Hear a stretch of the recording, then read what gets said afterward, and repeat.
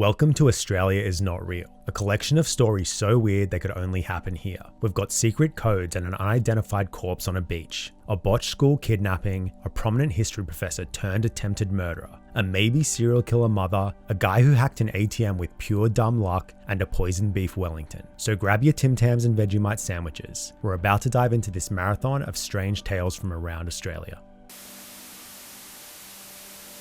The Somerton Man is one of the most baffling Australian mysteries that has stumped police, scientists, professional code breakers, and amateur sleuths for decades.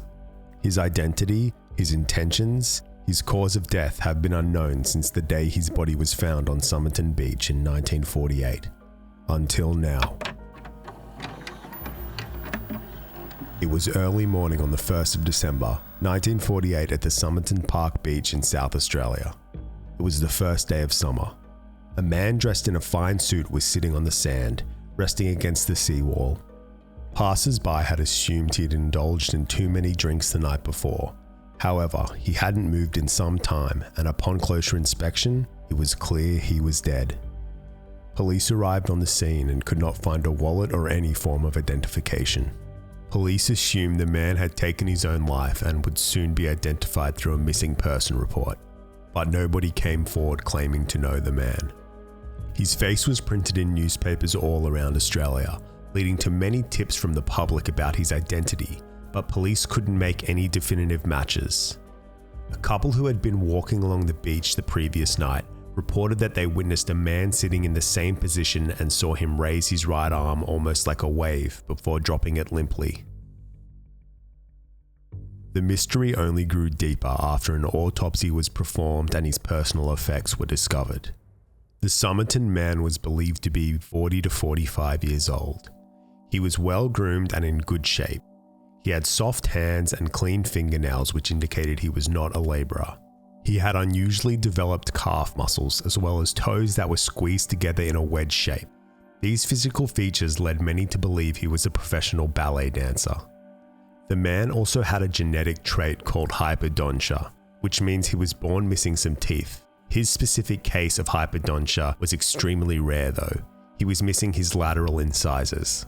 A cause of death could not be determined and remains a mystery to this day. He had no cuts, bruises, or abrasions on his body. The autopsy revealed he had an abnormally large spleen. His stomach was congested with blood and it appeared he died of heart failure, but there was absolutely no indication of what brought it on. It was ruled that he had died of some kind of poisoning, even though no foreign substance other than food was detected in his body. His clothing was clean and dry and his shoes were immaculate, so he had not washed up on the beach, nor had he been walking in the sand. The tailoring of his suit and style of his tie were more common in the United States and had not yet become popular in Australia. He also did not have a hat, which was unusual for 1948. An unlit cigarette was found on his lapel. More bizarrely, all the tags and labels on his clothing had been removed. Even though a lot of people wore secondhand clothing due to World War II rationing, the discovery left police baffled. The items they found in the man's pockets led to only more questions. They found 2 unused rail and bus tickets, an aluminium comb that had been manufactured in the US, and a packet of juicy fruit gum, which at the time was also available in the US but not Australia. They also found an Army Club cigarette packet, which contained 7 cigarettes of a more expensive brand. This was highly unusual. At the time, people will often refill expensive cigarette packets with cheap cigarettes to appear more wealthy, but the Somerton Man had done the opposite. Was he perhaps trying to blend in rather than stand out? The man's suitcase was discovered at the Adelaide railway station, mostly containing items that were typical for travellers of that era, but no identification. The suitcase contained some waxed orange thread that had been used to repair the trousers that the man was wearing. This particular type of thread was common in America but was not yet available in Australia. All of the clothing in the suitcase also had their tags and labels removed, but 3 items that had been to a dry cleaner's had names written on them. T. Keane, Keane, written on a tie, Keane, Keane, written on a laundry bag, and Keane, Kean, on an undershirt. A search conducted that no T. Keane was missing in any English-speaking country. The Somerton Man's photo and fingerprints were sent all over the world. but nobody could work out who he was. Several months later, an inquest was ordered so the man's body could be re-examined. Again, a definitive case of death could not be determined. A plaster cast was made of the man's bust. His body was embalmed and buried in a dry plot of land to slow decomposition. But before his burial, a vital clue was found. Before we get into it, don't forget to subscribe for more videos like this. A tiny piece of tightly rolled up paper was pulled out of the Somerton man's pocket with tweezers. Investigators unraveled it and printed on it were the words, "Tamam shud." It was a Persian phrase meaning "it is finished" or "the end." A local journalist realized that those were the final words of a book of classical Persian poetry titled Rubaiyat of Omar Khayyam. The search was now on for the specific book that the piece of paper was torn out of. A photograph of the words in its distinctive font were distributed through the newspapers. An unnamed man came forward and told police about how he had parked his car near the beach on November 30th, the day before the Somerton man's body was found. He had left the windows rolled down, which was not uncommon for the time, and when he returned, he had noticed a small book on the back seat. It was a match. Did the Somerton man toss his copy of the Rubaiyat into the man's car? Why didn't he dispose of it in a bin? Somerton man's copy of Rubaiyat was a fairly rare edition. The police found some curious and slightly creepy clues in this copy of the Rubaiyat. 2 phone numbers and what appeared to be a code. One phone number was for a local bank, and the other was for a woman named Jessica Jo Thompson. Jo Thompson was the first real lead police had. She worked as a nurse and lived just 400 meters or 1,300 feet from where the body was found. She told police she had no idea who the mystery man was or why her phone number would be in that book. Police took Jo Thompson to the Adelaide Museum to view the plaster cast of the Somerton man. She took one look at it and then immediately looked away. She was visibly shaken and seemed that she was going to faint. She reiterated that she had never seen the man before. The police questioned her further and she revealed that she was familiar with the Rubaiyat. In fact, she was a fan. She said she loved the poetry of Omar Khayyam so much that she even gifted a copy of the Rubaiyat to a soldier she met while working in Sydney during the war. His name was Alf Boxall.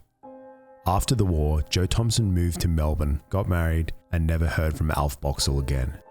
Police tracked down Alf Boxall in Sydney and asked if he still had his copy of Rubaiyat.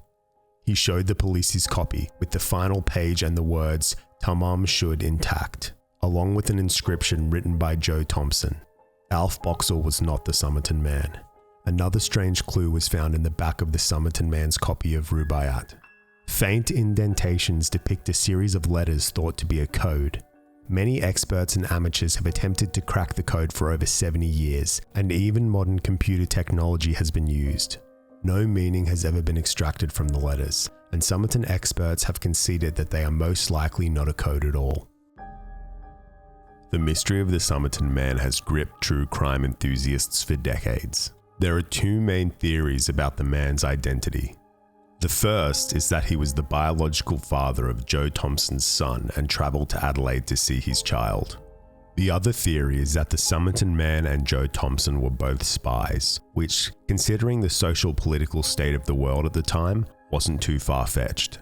She raised Robin with her husband, Prosper Thompson, but in her later years confided that Robin was not Prosper's biological child.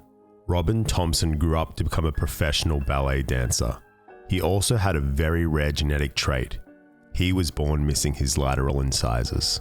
Leading Somerton researcher Professor Derek Abbott also found that the Somerton man and Robin Thompson both shared similar unique ear shapes. In yet another strange twist, Professor Derek Abbott ended up marrying Robin Thompson's daughter, Rachel Egan. For a long time, Professor Abbott's hypothesis that Rachel Egan was the Somerton man's granddaughter was considered to be the most plausible. It was thought that Somerton man was made aware of the birth of his son and made his way to Adelaide from America to meet him and possibly rekindle things with Jo Thompson. Perhaps Jo Thompson had rejected him, and the immense heartbreak of not being able to raise his own son led him to take his own life. The other popular theory was that Jo Thompson and Somerton man were both spies.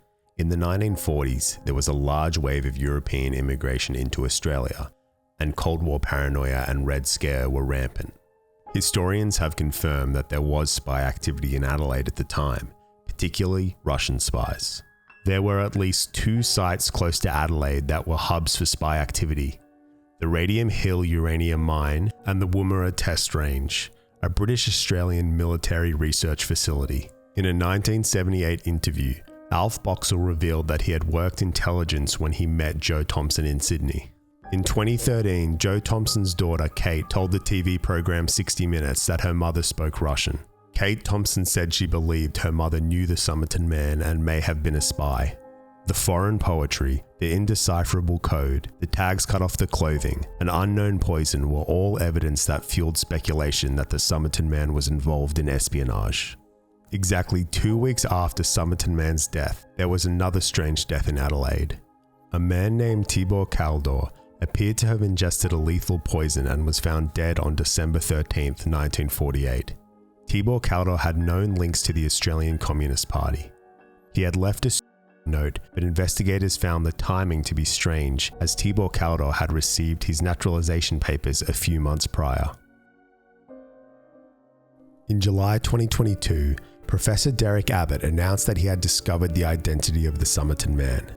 South Australia Police had exhumed Somerton man's body in 2021 to conduct DNA testing with modern technology, but did not allow Abbott to examine it. Although disappointed, Abbott did not lose hope. With the help of forensic genealogist Colleen Fitzpatrick, an independent DNA testing of the hairs that were stuck to the Somerton man's plaster bust led to a breakthrough. Abbott and Fitzpatrick constructed a genealogy tree of 4,000 people and found a young man in Melbourne who had a surprisingly close DNA match with Somerton man. This man's great-great-grandfather was Thomas Keane. The name Keane was written on items found in the Somerton man's suitcase. But Thomas Keane had death and funeral records, so he could not be the Somerton man. Thomas Keane had an extensive family tree and each person was looked into. There was one person who did not have a date of death: Thomas Keane's brother-in-law, Carl Charles Webb. Carl Webb was born on November 16, 1905 in Melbourne, Australia. He worked as an electrical engineer and instrument maker. He married pharmacist Dorothy Robinson in 1941 and lived in Melbourne. Carl Webb was passionate about poetry and wrote a lot of poetry themed around death. He certainly fit the profile of someone who would find Rubaiyat meaningful. He was also fond of betting on horse races, and the mysterious letters in the back of his copy of Rubaiyat may have simply stood for horse names. Dorothy filed for divorce in 1951 on the grounds of desertion. It is likely she never realized her husband was found dead in Adelaide. In the divorce papers, she described him as violent, threatening, moody, and didn't have many friends. She described an incident in 1946 where she found him in a confused state and very unwell. Contemporary researchers believe Carl Webb had attempted suicide by overdose. Carl and Dorothy separated in 1947, and there was evidence that Dorothy moved to South Australia. Could Carl have travelled down to win her back? There is also still no explanation for why Joe Thompson's phone number was written in Carl's copy of Rubaiyat. No link between them has been found yet, other than they were both from Melbourne. Abbott and Fitzpatrick did further DNA testing with more living Webb family members to confirm the Somerton man's identity. The spy theory still remains popular and plausible even after the discovery of Somerton man's true identity. Tibor Kaldor, the man with communist links found dead 2 weeks after Somerton man, lived just 10 minutes away from Carl Webb in Melbourne. The two men's bodies were both found in the same area of Adelaide, over 700 kilometres or 435 miles away from home. Carl Webb's 1941 marriage certificate listed his address as a mansion in Melbourne owned by Tristan Buste, a major in military intelligence. At the time, there were other residents of the mansion with military links. In 1942, Carl and his wife moved to a flat not too far from the mansion. That same year, Signal's intelligence headquarters moved to a building directly behind the flat. There are still many unanswered questions in the case of the Somerton man. You can find many discussions online about the mystery, along with more details about all the clues that have been discovered.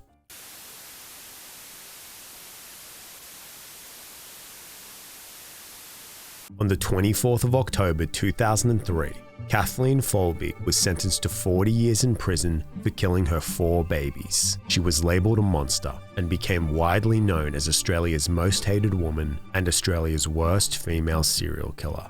The case was one of the most notorious in Australian criminal history and divided experts, the public, and the legal system for 2 decades. But just last year, in late 2023, Kathleen Folbigg was completely exonerated. Today we're going to examine Kathleen's story and how exactly things went so wrong for her. Then take a deep dive into the 20-year-long battle to clear her name. Kathleen Megan Donovan was born on the 14th of June 1967 to working-class parents in Sydney, Australia. Her father was a heavy drinker and was frequently abusive towards her and her mother. When Kathleen was 18 months old, her mother fled the house after a particularly bad fight. Kathleen's father chased down her mother, then stabbed her 24 times, killing her. Kathleen was placed in a children's home after her father went to prison. At age 3, Kathleen moved in with her permanent foster family in Newcastle, New South Wales, a coastal city about 2 hours north of Sydney. She wasn't told that she wasn't officially adopted or that her father murdered her mother until she was a teenager. Her childhood was relatively stable, though there are some reports she was mistreated by her foster mother.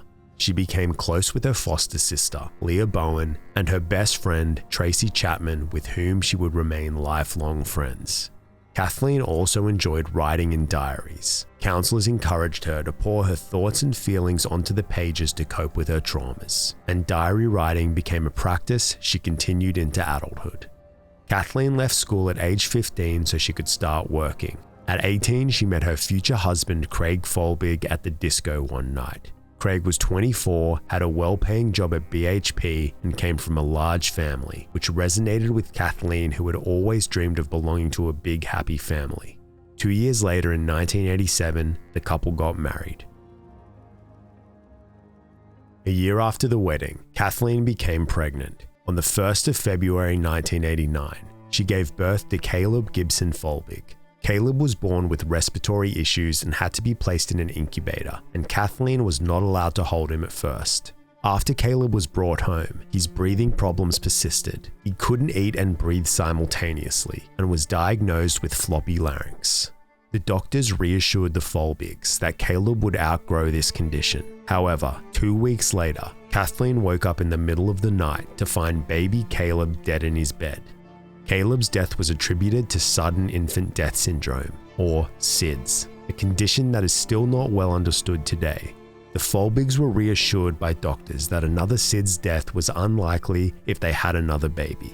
On the 3rd of June 1990, Kathleen and Craig welcomed their second child, Patrick Allen Folbigg. Patrick started off healthy and strong, but when he was 4 months old, Kathleen found him in his bed, not breathing. He was revived but suffered severe brain damage, leading to the development of epilepsy. Patrick also started to lose his vision, and he spent a lot of his early months in hospital, but seemed active and in good spirits. His resilience became a source of inspiration for his parents, who were determined to give him a happy, normal life. However, 4 months later, Kathleen once again found her son dead in his bed. On his death certificate, his cause of death was ruled, quote, asphyxia due to airway obstruction and epileptic fits.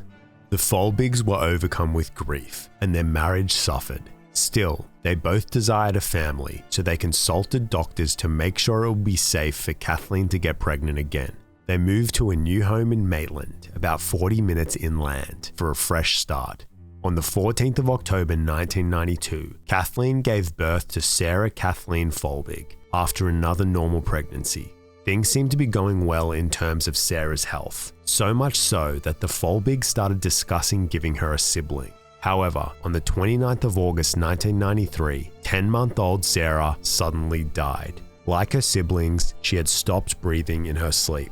The ambulance was called, but Sarah could not be resuscitated, and her death was ruled a SIDS case. Following Sarah's death, Kathleen and Craig separated briefly, but reconnected a few years later and moved to a new home in the picturesque riverside town of Singleton, located another 40 minutes inland from their last home.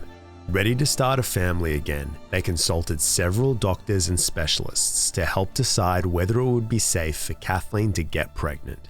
They were given the go-ahead, and on the 7th of August 1997, Laura Elizabeth was born. Laura seemed to be a healthy baby, but her breathing and sleeping patterns were closely monitored. The Folbiggs got to celebrate Laura's first birthday, a milestone they didn't get to experience with their other children. Kathleen felt a sense of relief. Maybe this would finally be the start of her family. One ordinary afternoon in February 1999, Kathleen took Laura with her to the gym.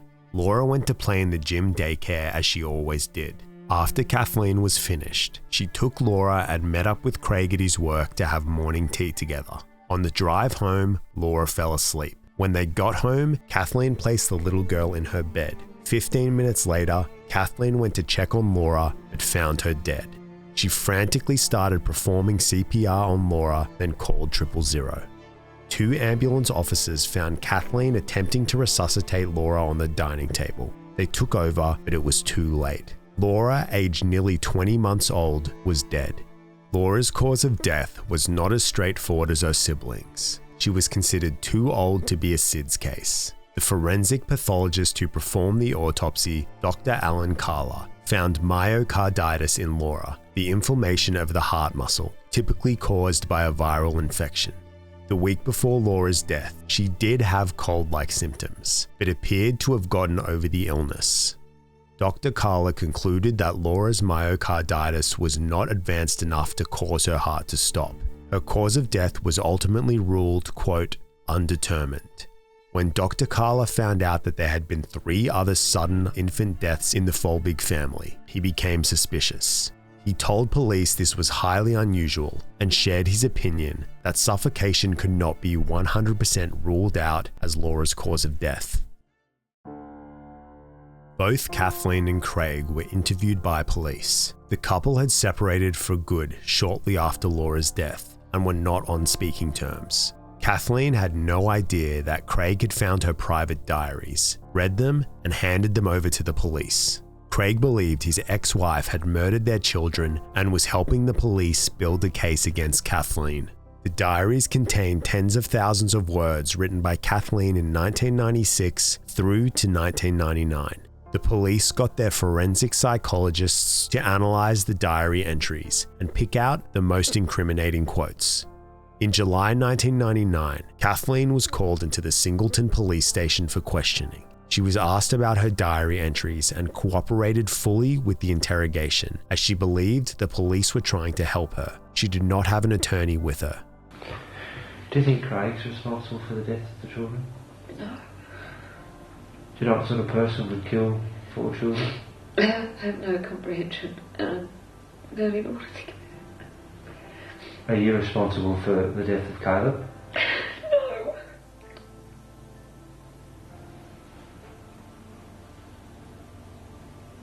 Are you responsible for the death of Patrick? No. No.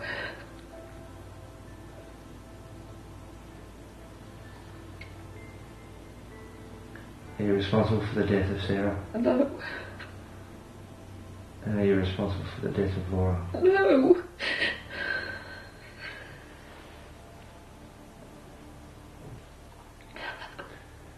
Kathy, did you kill Caleb? No. Did you kill Patrick? No. Did you try to kill Patrick on that near miss episode? No. Did you kill Sarah? No. And did you kill Laura? No. It slowly began to dawn on her that she was not there so the police could help her. She was there because she was a murder suspect. Kathleen fervently denied having anything to do with the death of her children, but police were convinced otherwise and pursued a case against her. In April 2001, Kathleen was arrested and charged with murder of her 4 children. The story of the mother accused of murdering her 4 babies caused a huge media frenzy in Australia. Kathleen's every move was scrutinized. She was heavily judged for not crying and appearing more grief-stricken, and she was perceived by many as cold and remorseless. Kathleen adamantly maintained her innocence and pleaded not guilty. In April 2003, senior prosecutor Mark Tedeschi, on behalf of the New South Wales Director of Public Prosecutions, presented to the jury the theory that Kathleen Folbigg had smothered each baby in a moment of uncontrollable rage. The most compelling pieces of evidence given were Craig Folbigg's testimonies and Kathleen's own diaries. Craig stated that Kathleen would often get extremely stressed out and angry around the children. He brought up Kathleen's childhood and suggested that she may have inherited her father's predisposition for violence. Craig also remembered the death of their third child, Sarah, differently to how Kathleen remembered it. According to Kathleen, just past 1 a.m. on the 29th of August 1993, she woke up to go to the bathroom, checked on Sarah, saw that she wasn't breathing, woke up Craig, then called 000 while Craig did CPR. However, according to Craig, he and Kathleen were both awoken just past 1 a.m. by Sarah unsettled in her room. Kathleen got out of bed first to comfort her. Craig followed, and when he entered Sarah's room, he saw Kathleen giving the infant a tight bear hug and patting her on the back very hard. They exchanged heated words, then Kathleen threw the baby into his arms. A few moments later, after they had returned to bed, Craig was jolted awake and saw Kathleen standing at the doorway of their bedroom. She began to scream. Craig leapt out of bed and dashed to the baby's bed and found their lifeless daughter. He began to perform CPR. The ambulance arrived 20 minutes later, but paramedics were unable to resuscitate Sarah. Craig also testified that their fourth child, Laura, was very strong and healthy and showed no symptoms of the heart issues that the defense alleged may have led to her death.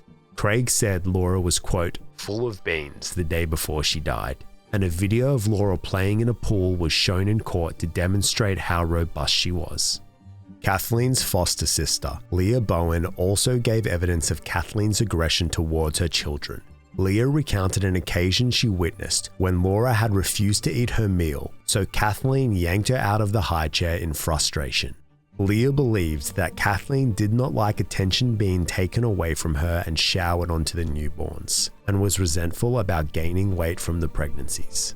Leah also testified that Kathleen was very upset at Laura's funeral, but changed demeanor as soon as they got into the car to drive home for the wake. She recalled Kathleen saying, "That's such a weight off my shoulders." Then at the wake, Kathleen was laughing a lot and seemed happy. However, Leah Bowen also testified Kathleen was overjoyed with each baby she gave birth to and was extremely devastated, grieving her first 3 children. The prosecution argued that Kathleen's failure to attempt CPR on her first 3 children also pointed to her guilt. Then there were the diaries, cherry-picked passages used against their author. Stress made me do terrible things. I nearly purposefully dropped her on the floor and left her. What scares me most will be when I'm alone with the baby. With Sarah, all I wanted was her to shut up. I feel like the worst mother on this earth. I knew I was short-tempered and cruel sometimes. She left, with a bit of help. Obviously, I'm my father's daughter. These quotes were presented to the jury as proof of Kathleen's true inner guilty thoughts, and at face value, they are damning. Her diaries, which were of course never meant for anyone else's eyes, portrayed Kathleen's many anxieties about motherhood. She wrote about her grief, mood swings, losing her temper, her health concerns, her feelings of guilt, but also recorded mundane everyday events. Kathleen's defense lawyers had asked her if she wanted to take the stand herself and explain the diaries in her own words, but she chose not to. Her lawyers were unaware of the extent Craig had cooperated with police and how heavily the diaries would be relied upon as evidence. They never had the diaries analysed by psychologists or any other expert. And so, the prosecution was able to present to the jury their interpretation of the diaries, which were the confessions of a baby killer.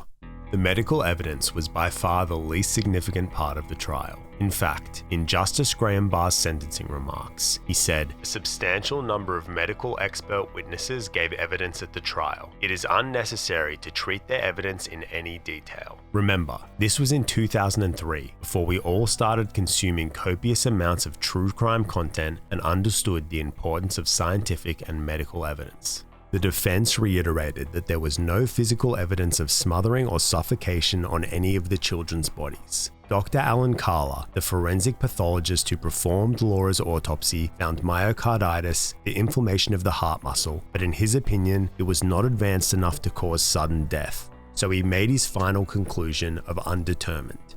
Other medical experts agreed with Dr. Carla's findings, but not one said for certain that any of the children were smothered or suffocated. Prosecutor Mark Tedeschi used Meadows' law as an argument. 1 sudden infant death is a tragedy, 2 is suspicious, and 3 is murder unless proven otherwise.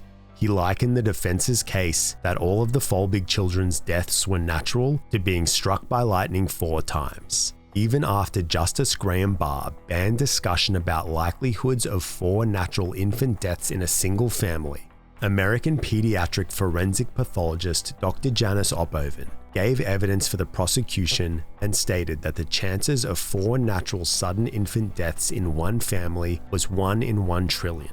The prosecution also told the jury that there had never been another case in Australia or overseas of 4 infants dying naturally and suddenly in one family.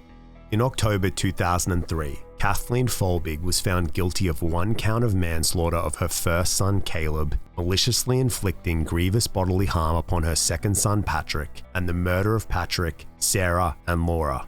Kathleen was sentenced to 40 years in prison with a non-parole period of 30 years. On appeal, this was reduced to 30 years with a non-parole period of 25 years. Due to the nature of her crimes, Kathleen spent the majority of her imprisonment in protective custody in Silverwater Prison in Sydney. She was mostly kept isolated from other inmates who referred to her as Kid Killer and Baby Killer.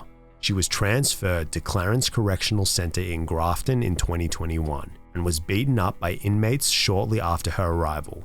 Nearly every day for 20 years, Kathleen would take some comfort in a 6-minute phone call to her childhood best friend and most loyal supporter, Tracy Chapman.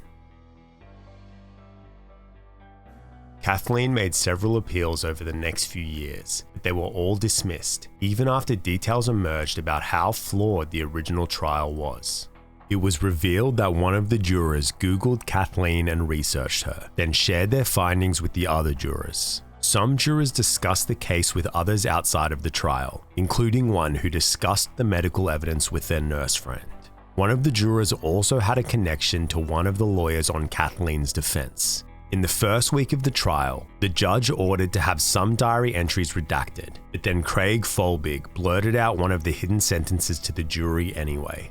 While it seemed Kathleen's own family and most of the public believed she was a murderer, there were many who felt there had been a great miscarriage of justice.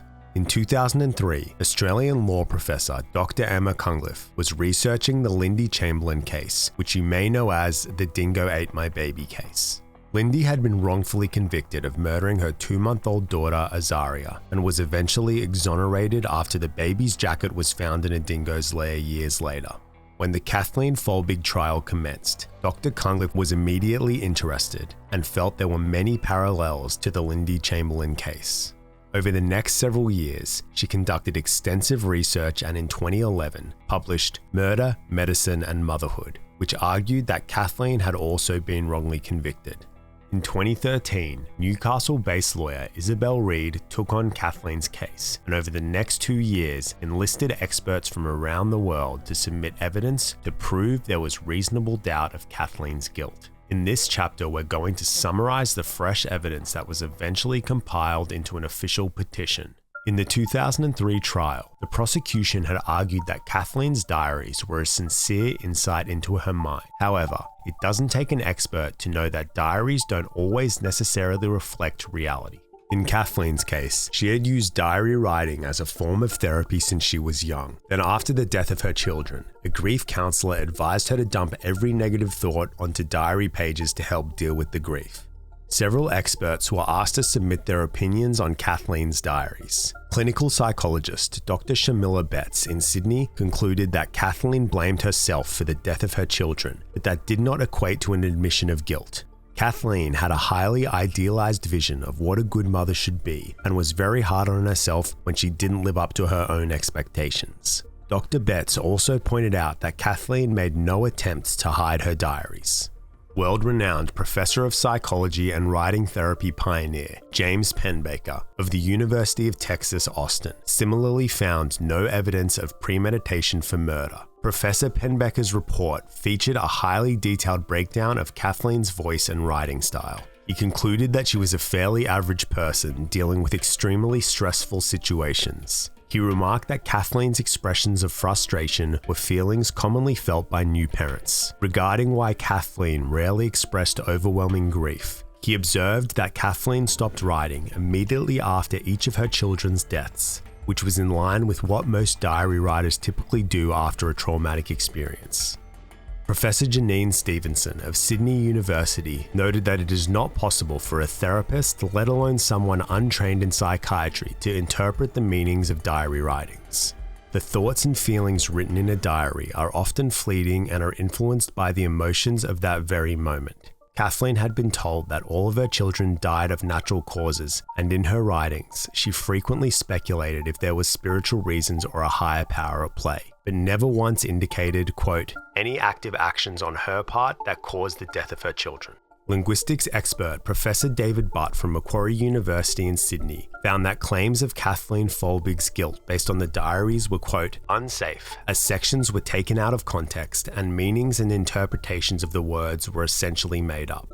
In the 2003 trial, the prosecution relied less so on medical evidence, but rather on some dodgy, outdated statistics and a discredited legal principle known as Meadows' Law. This principle, named after British paediatrician Roy Meadow, asserted that 1 sudden infant death is a tragedy, 2 is suspicious, and 3 is murder unless proven otherwise.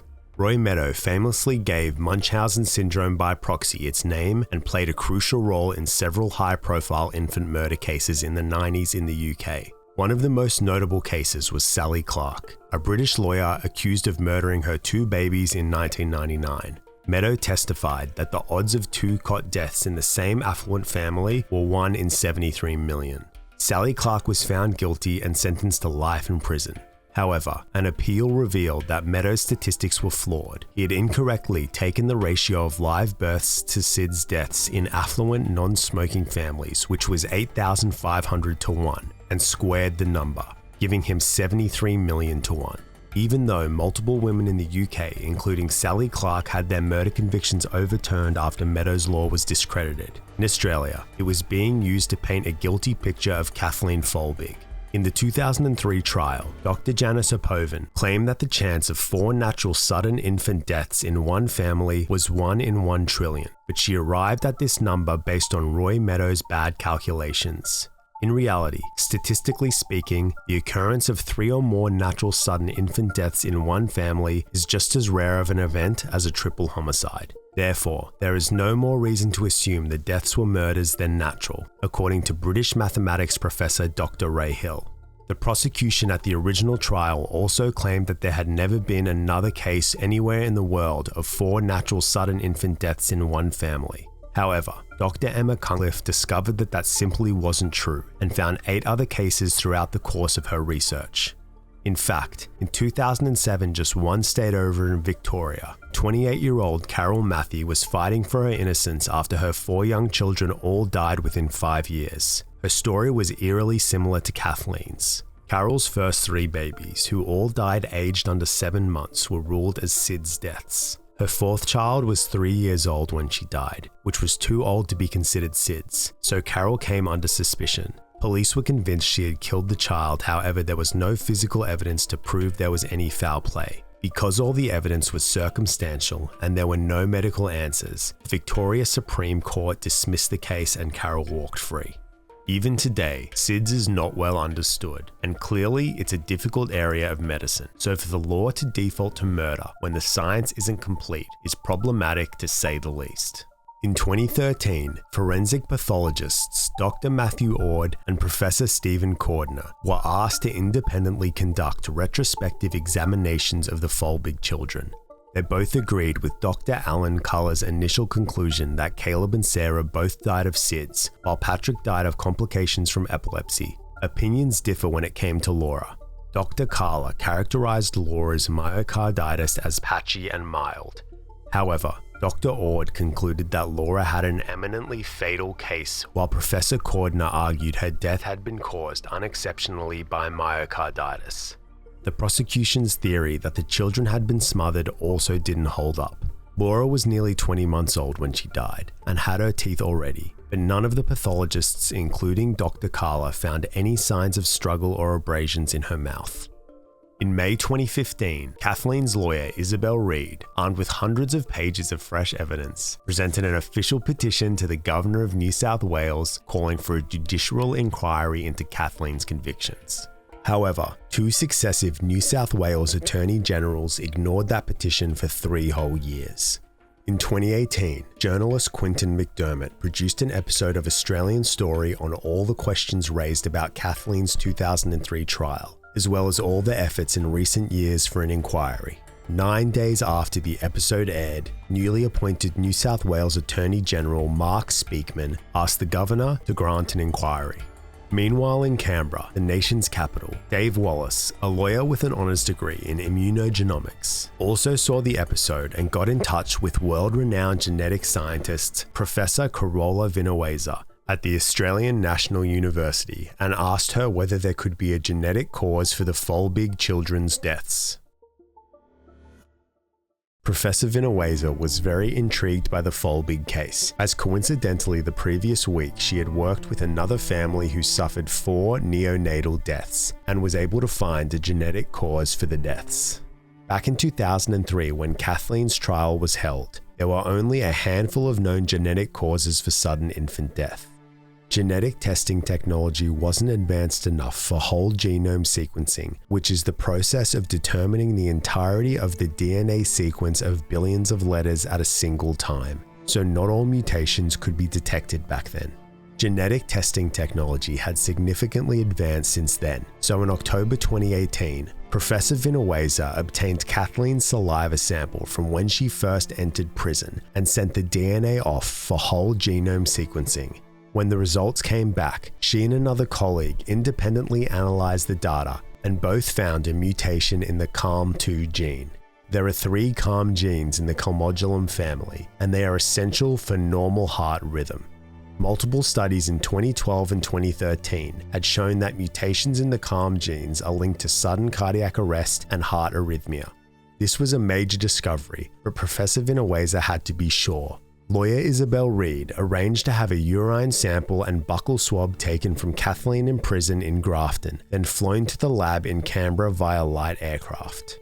Vinuesa and the team worked late into the night processing the cells and performing the genomic sequencing, then used specialized software to identify any abnormal variants. The results confirmed Vinuesa's theory that Kathleen carried a very rare mutation in the CALM2 gene that had a well-established link to congenital arrhythmia. The next step was to analyze the folbigg children's genomes. The team tracked down each child's blood spot screening test card, aka heel prick test, and amazingly, DNA was able to be extrapolated from the decades-old blood samples. The children's father, Craig Folbigg, refused to give a DNA sample, but it didn't matter. Both Sarah and Laura Folbigg carried their mother's same rare mutation in the CALM2 gene. The 2 boys did not have the mutation, but they both did have another type of mutation in a gene linked to fatal epilepsy. This genetic abnormality may have been passed down by both mother and father, but without Craig's DNA, it wasn't 100% certain. But what was certain was there was now reasonable doubt to Kathleen's guilt. Professor Vinuesa believed the genetic mutation passed down to Sarah and Laura provided a very likely explanation for their deaths. Although the chances of 2 different rare genetic abnormalities in one family may seem improbable to you or me, to Professor Vinuesa, it wasn't actually so surprising. She prepared a comprehensive report to submit to the judicial inquiry that also included overseas cases of infant deaths caused by a mutation in the CALM2 gene. She believed this would be enough to show there was a clear medical answer for the folbigg children's deaths. The judicial inquiry took place over 3 weeks in March 2019. It was overseen by former Chief Justice of the District Court of New South Wales, Reginald Blanche. The inquiry had 2 main focus areas: the medical evidence and the diary entries. However, a lot of that information you just heard wasn't actually heard at the inquiry. Firstly, the recently submitted evidence of the overseas cases of sudden deaths caused by calmodulin genetic mutations was rejected. Then, Justice Blanche excluded the psychological expertise regarding Kathleen's diaries. He wanted to hear Kathleen explain her diaries in her own words. Kathleen was cross-examined over 2.5 days, first by a lawyer representing the Director of Public Prosecutions, then by her ex-husband Craig's lawyer. The terrible things were the killing of your children. No. That's what you refer to then? No. Stress not. made you do terrible things. No, it's not referring to that at all. In this diary that you wrote for yourself to vent, I'm suggesting to you that you were showing an insight and some kind of remorse for what you had done, that you deserve anything life throws at you after what you've done with your other children. Incorrect. I felt that I deserved whatever bad things were happening in my life because of how much of a failure I deemed myself to be. I'm sorry, I missed your last words. When you're ready, are you able to repeat your answer? Your Honour, the witness may need a break to compose herself. Yes, well, we'll adjourn for just a couple of minutes. Thank you. So I'm going to try my hardest this time, means that you are going to try hard not to lose control and kill the baby. No, it is. I just had a belief that I had to try my best and succeed. I was determined to succeed. You knew what you had done before was wrong. I didn't do anything before. I don't know why any of my children died, but I didn't kill them. Your references throughout both of these books don't point in any other direction, but that you killed them and you knew you had, but you wanted to try again and do better. No, I didn't kill my children. And these diaries are a record of just how depressed and how much struggle I was having and all of the issues that go with that. Justice Blanche called Kathleen's explanations, quote, simply unbelievable and a pack of lies, and ruled that he had no reasonable doubt that Kathleen was guilty of murdering her children. Kathleen's legal team immediately appealed, citing apprehended bias, and issued a summons calling for a further judicial review of her case.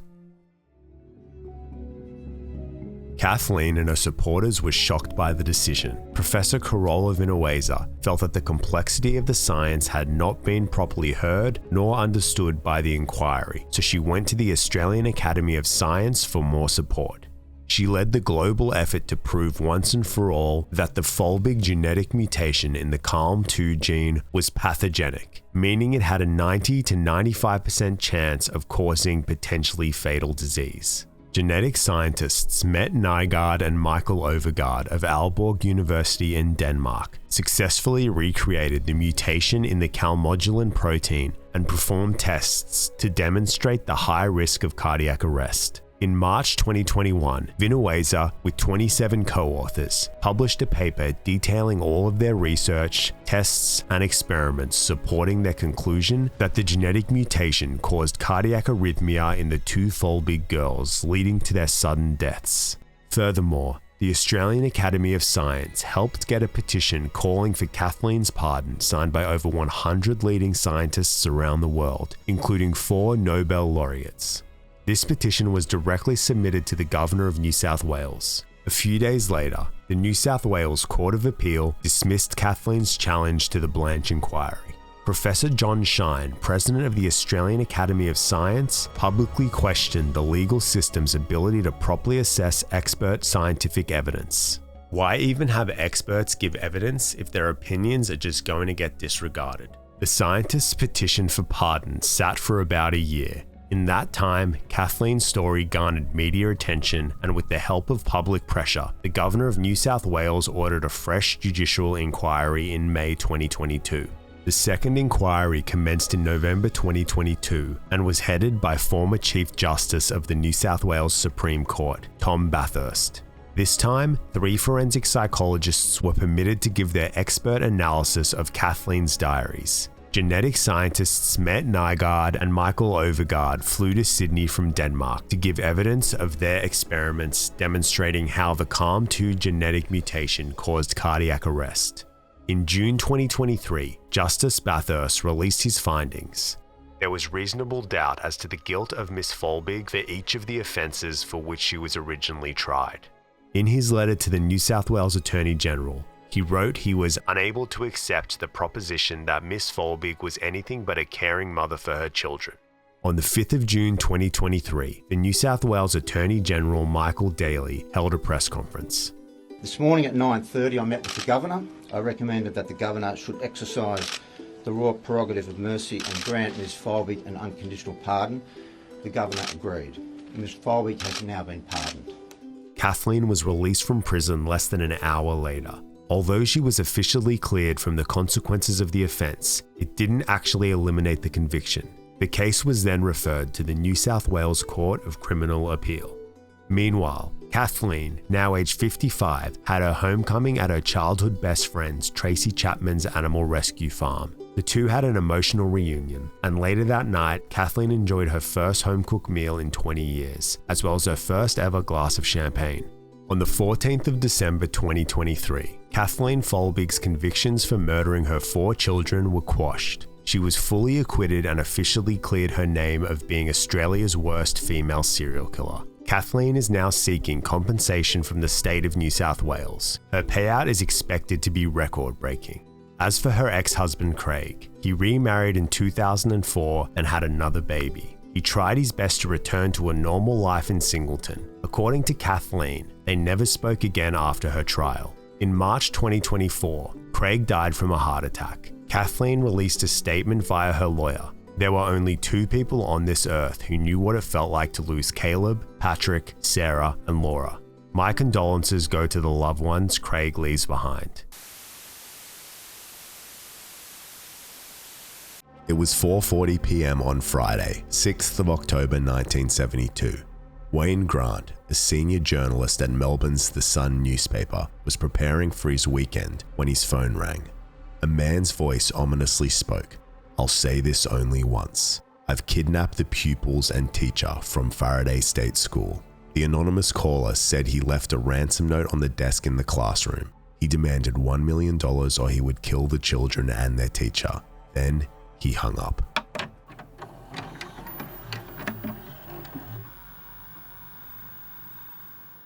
Faraday State School was a humble one-teacher primary school in the tiny rural town of Faraday, located in the state of Victoria in Australia, 116 kilometres northwest of Melbourne and 40 kilometres south of Bendigo, with a population of just 50 people. The town's weatherboard cottages were scattered across endless rolling landscapes.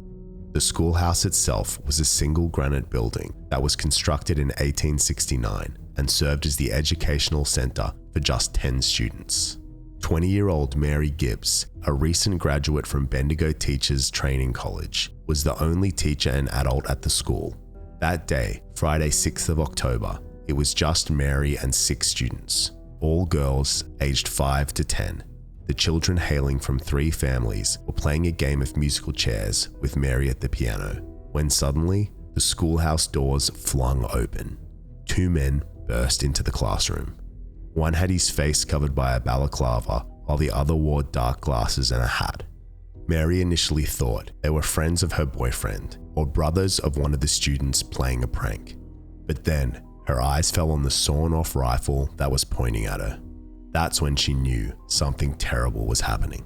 "There's no more school today, kids," one of the intruders snarled, while the other placed a ransom note on a desk at the front. The 2 men, Edwin Eastwood and Robert Boland, both unemployed plasterers, ordered the stunned children and their teacher out of the schoolhouse. On her way out, Mary grabbed a tape recorder, hoping that playing music could help calm the children. The men herded them all into the back of a red delivery van, then sped off. Mary sang to the girls to keep them from panicking. The entire student body of Faraday School had just been abducted. By the time journalist Wayne Grant received the call from the kidnapper, parents had already sounded the alarm to Bendigo police after they had arrived at school for pickup, only to be met by an empty classroom.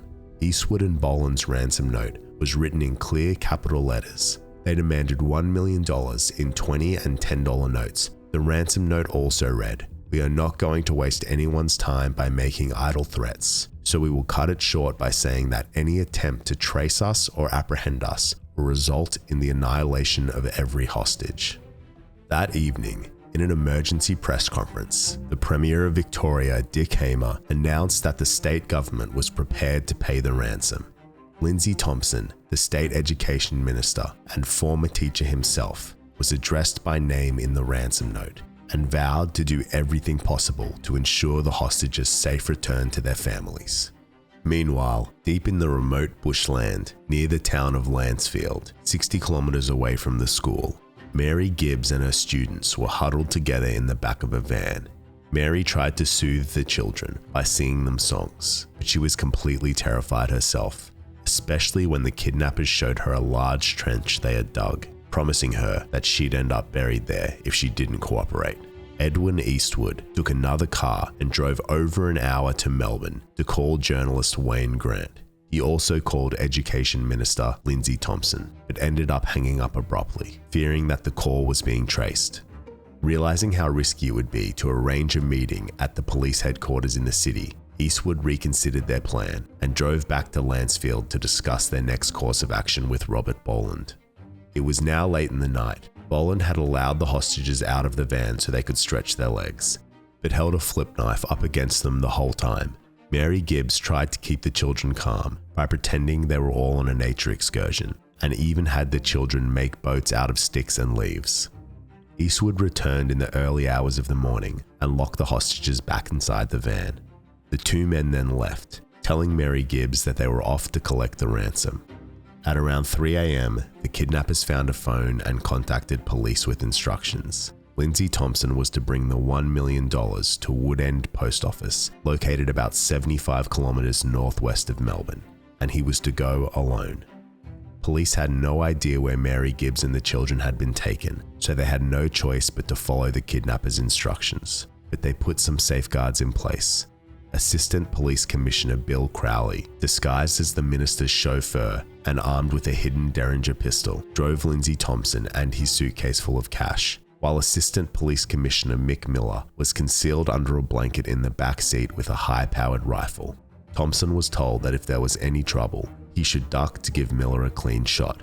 The three men waited in the car all night, intently watching for any sign of the kidnappers.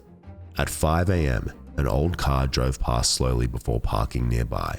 The driver got out and approached them, but he was just a local looking for a friend and had no connection to the kidnappers. Eastwood and Boland never showed up that night. Back in Lancefield, with the kidnappers gone, it was now or never. Mary decided to attempt an escape. First, she rallied up the children and had them all charge the van doors, but the doors were bolted shut from the outside.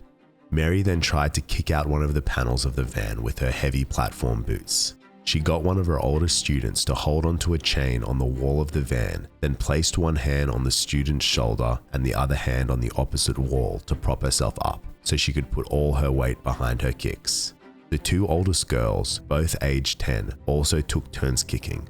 Finally, after what seemed like hundreds of kicks, the panel gave way and Mary and her students were finally able to climb out. They were free.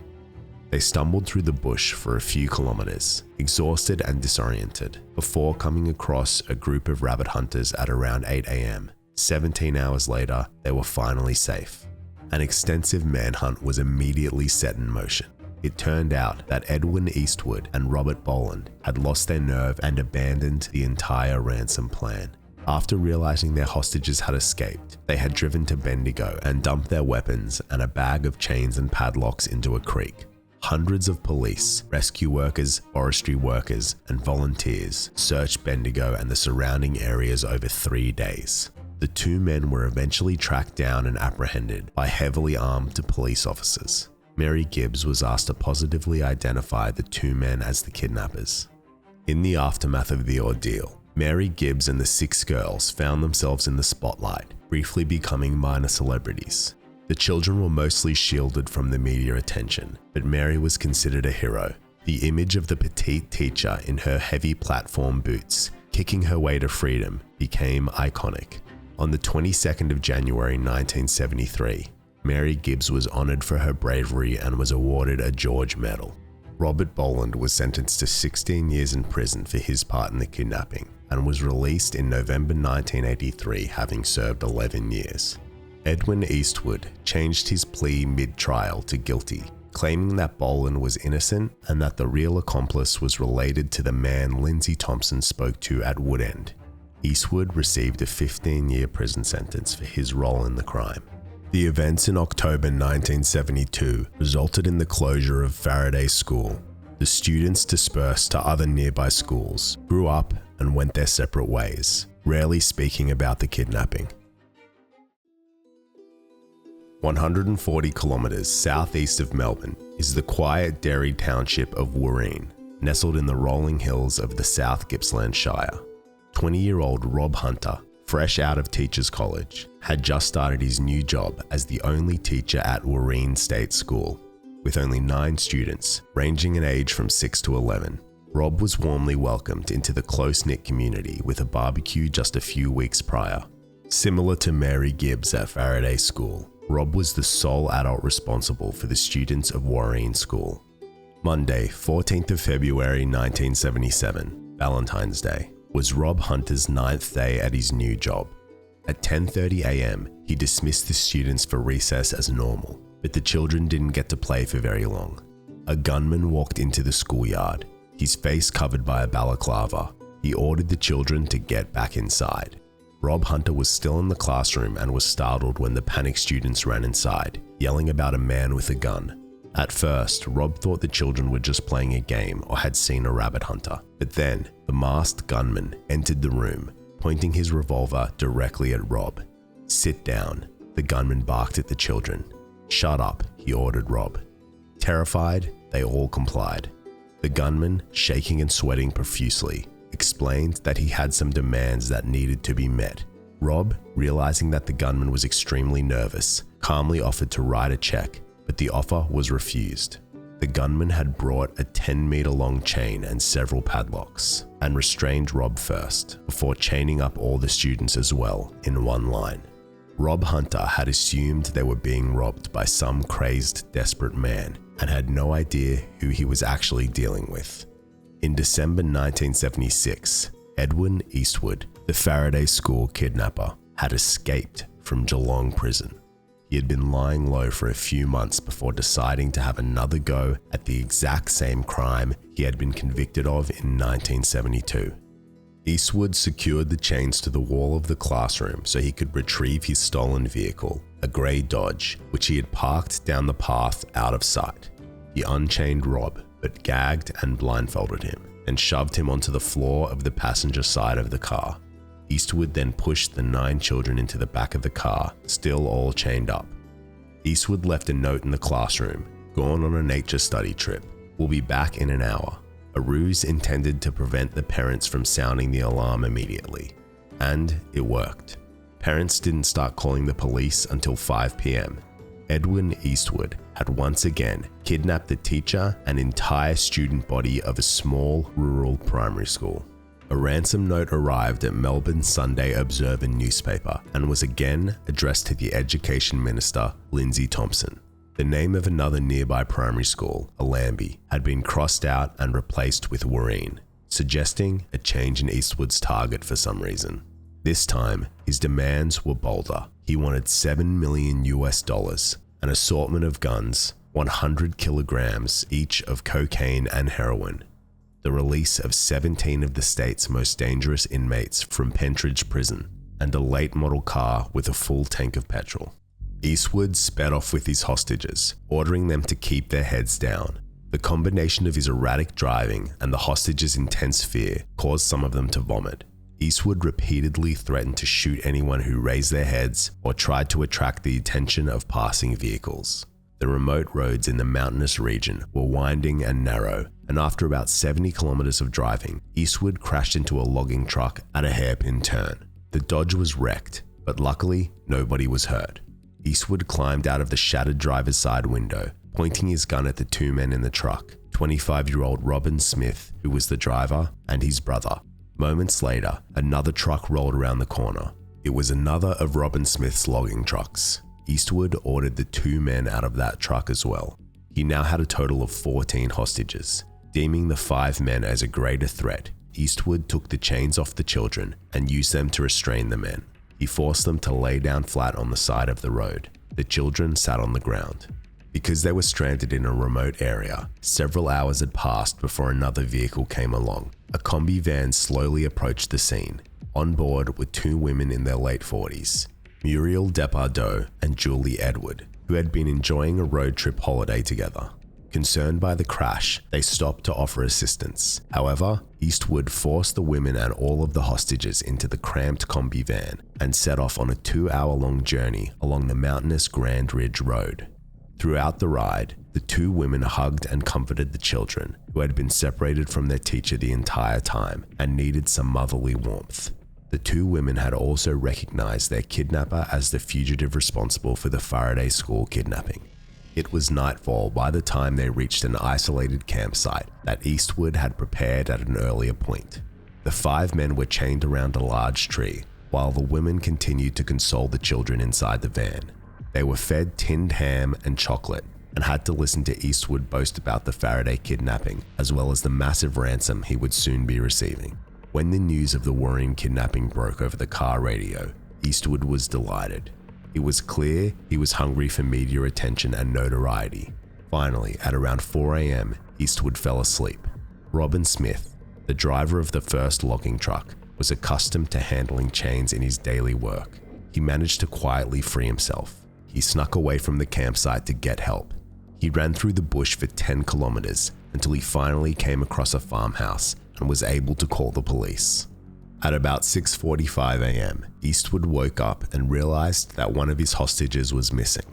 All hell broke loose. He frantically crammed all 15 remaining hostages into the combi van, then sped off. But the police were almost immediately on his tail. Multiple police cars were in close pursuit, with officers shooting at the van with high-powered rifles. Eastwood, with his revolver in hand, shot back at the police out the window. Miraculously, none of the hostages were injured. The high-speed chase continued for several kilometers, until finally, the van was forced to stop after its tires had been shot. Eastwood got out of the van, continuing to exchange gunfire with the police, until he was shot in the leg and apprehended, bringing the 21-hour kidnapping ordeal to an end. The hostages, traumatized but physically unharmed, were taken to a nearby hotel to eat and rest, before being driven back home in police cars. Edwin Eastwood pleaded guilty to 25 charges, including 16 counts of kidnapping. On November 8, 1977, he was sentenced to 21 years in prison. The judge ruled that the sentence was to be served concurrently with the remaining balance of the sentence from the Faraday kidnapping, resulting in a total effective sentence of 25 years and 11 months imprisonment. Just 2 years later, in 1979, Eastwood attempted to escape prison again, but his plan was foiled when authorities discovered cuts on the bars of his cell. In April 1981, Eastwood strangled convicted rapist Glenn Davies in the exercise yard of Pentridge Prison. He was charged with murder, but because he had been stabbed 10 times, he was acquitted on the grounds of self-defense. Edwin Eastwood was released in 1993 after denying parole in 1991. He legally changed his name and published a book about his crimes. He currently works as a truck driver. 43 years after the terrifying ordeal, in 2020, Robin Smith, the man who risked his life and ran for 10 kilometers to get help, was honored with the Australian Bravery Award. Robin, a humble and soft-spoken man, doesn't consider himself to be a hero, but Rob Hunter says there is no doubt that he saved all of their lives that day, a sentiment echoed by the other hostages involved. Rob continued teaching for 40 years before retiring.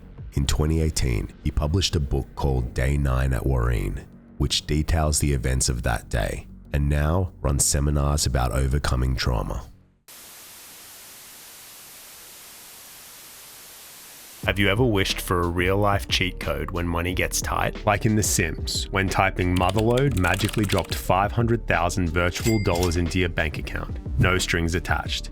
No loans to repay, just free money to spend however you wanted. Dan Saunders stumbled into a real-world version of this fantasy one fateful night in February 2011. Down to his last $3, he approached an ATM and uncovered a loophole, a gift from the universe that would change his life forever. Dan was the definition of a typical average Aussie bloke. He worked as a barman at a local pub where he also operated the TAB, betting agency, making about $22 an hour. 4 years earlier, he and his fiancée, a primary school teacher, had moved to Wangaratta from the city of Melbourne. The couple planned to save up for a house, settle down and start a family. Dan was a good guy who loved watching sports, placing the occasional bet, and having a laugh with friends over beers. He'd never been in trouble before, not so much as a parking ticket. But that night, his world turned upside down, sending him on an adventure beyond anything he could have imagined, even in his wildest dreams. It was Dan's turn to buy a round of drinks, but he was out of cash. He went outside around the corner to a nearby NAB, National Australia Bank ATM. He had 2 cards, a debit card tied to his savings account and a credit card that charged a fee for cash advances. Both accounts were with NAB and linked. He inserted his debit card, but oddly, the machine couldn't display his account balance. Hoping to transfer $200 from his credit card to his savings, he pressed the transfer button. The screen flashed, transaction cancelled, and his card was spat out. Slightly tipsy, he tried to withdraw the $200 again, and this time, it worked. He grabbed the cash without thinking too much about it and headed back inside the pub. At the end of the night, he headed back to the ATM, repeated the transfer attempt, and once again managed to withdraw $200. Drunk and bored, he kept withdrawing, wondering if he might be imagining the whole thing. The next morning, Dan woke up in a mild panic as he saw the thick wad of cash in his wallet. He didn't understand why the ATM had let him withdraw money he didn't have. He called NAB's phone banking service to check his balance, and sure enough, his account was $2,000 in debit. He knew he'd need to find a way to repay the money, but for now, he was going to enjoy his cash, treating his friends, placing bets, and just having a bit of fun. A few days later, Dan returned to the ATM, mostly driven by curiosity. He went late at night again and tested if he could transfer a few $1,000s from his credit card to his savings and take out the cash. It worked again. He realized that the ATMs must be offline at night when the banks were closed. The ATM wasn't able to verify his true bank balance, but still allowed transfers and withdrawals for customers. Then in the morning, when the systems were back online, everything would refresh and the transfer would register and the debit would be placed against the account. Strangely, the transfers never showed up on Dan's bank statements. For the next 2 weeks, Dan made nightly visits to the ATM to exploit this loophole. He would transfer enough out of his credit card into his savings to cover the increasing overdrafts plus enough for him to withdraw and spend. He knew he was digging himself into a deep hole, but he couldn't stop. It felt good being able to buy drinks for everyone and to have a punt knowing he could always get some more cash out. He was stuck in a country town, there wasn't a whole lot to do, and his life was feeling directionless. This magic cash machine was something exciting that broke up the mundanity of his life. 3 weeks later, Dan was $20,000 in debt. With no way to repay the amount on his barman's salary, Dan made a Hail Mary bet off a tip from a racehorse trainer at his pub. His horse lost. And even worse, the betting agency became suspicious and removed his authority to operate the branch at the pub where he worked. Dan was subsequently fired.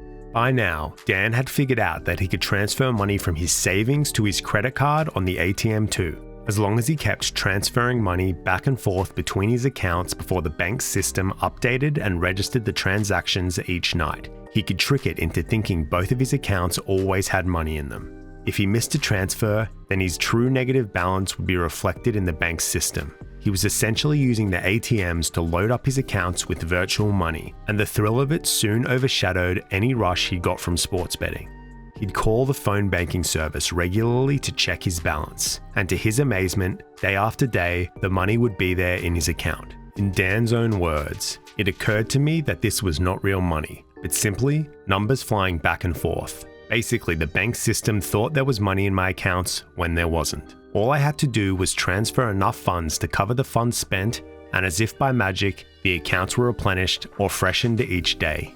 This is when things took a turn for Dan. He felt invincible. Despite not having a job, he continued going out every night, treating the entire bar to drinks. In the small town of Wangaratta, word spread quickly about Dan's sudden and mysterious new wealth.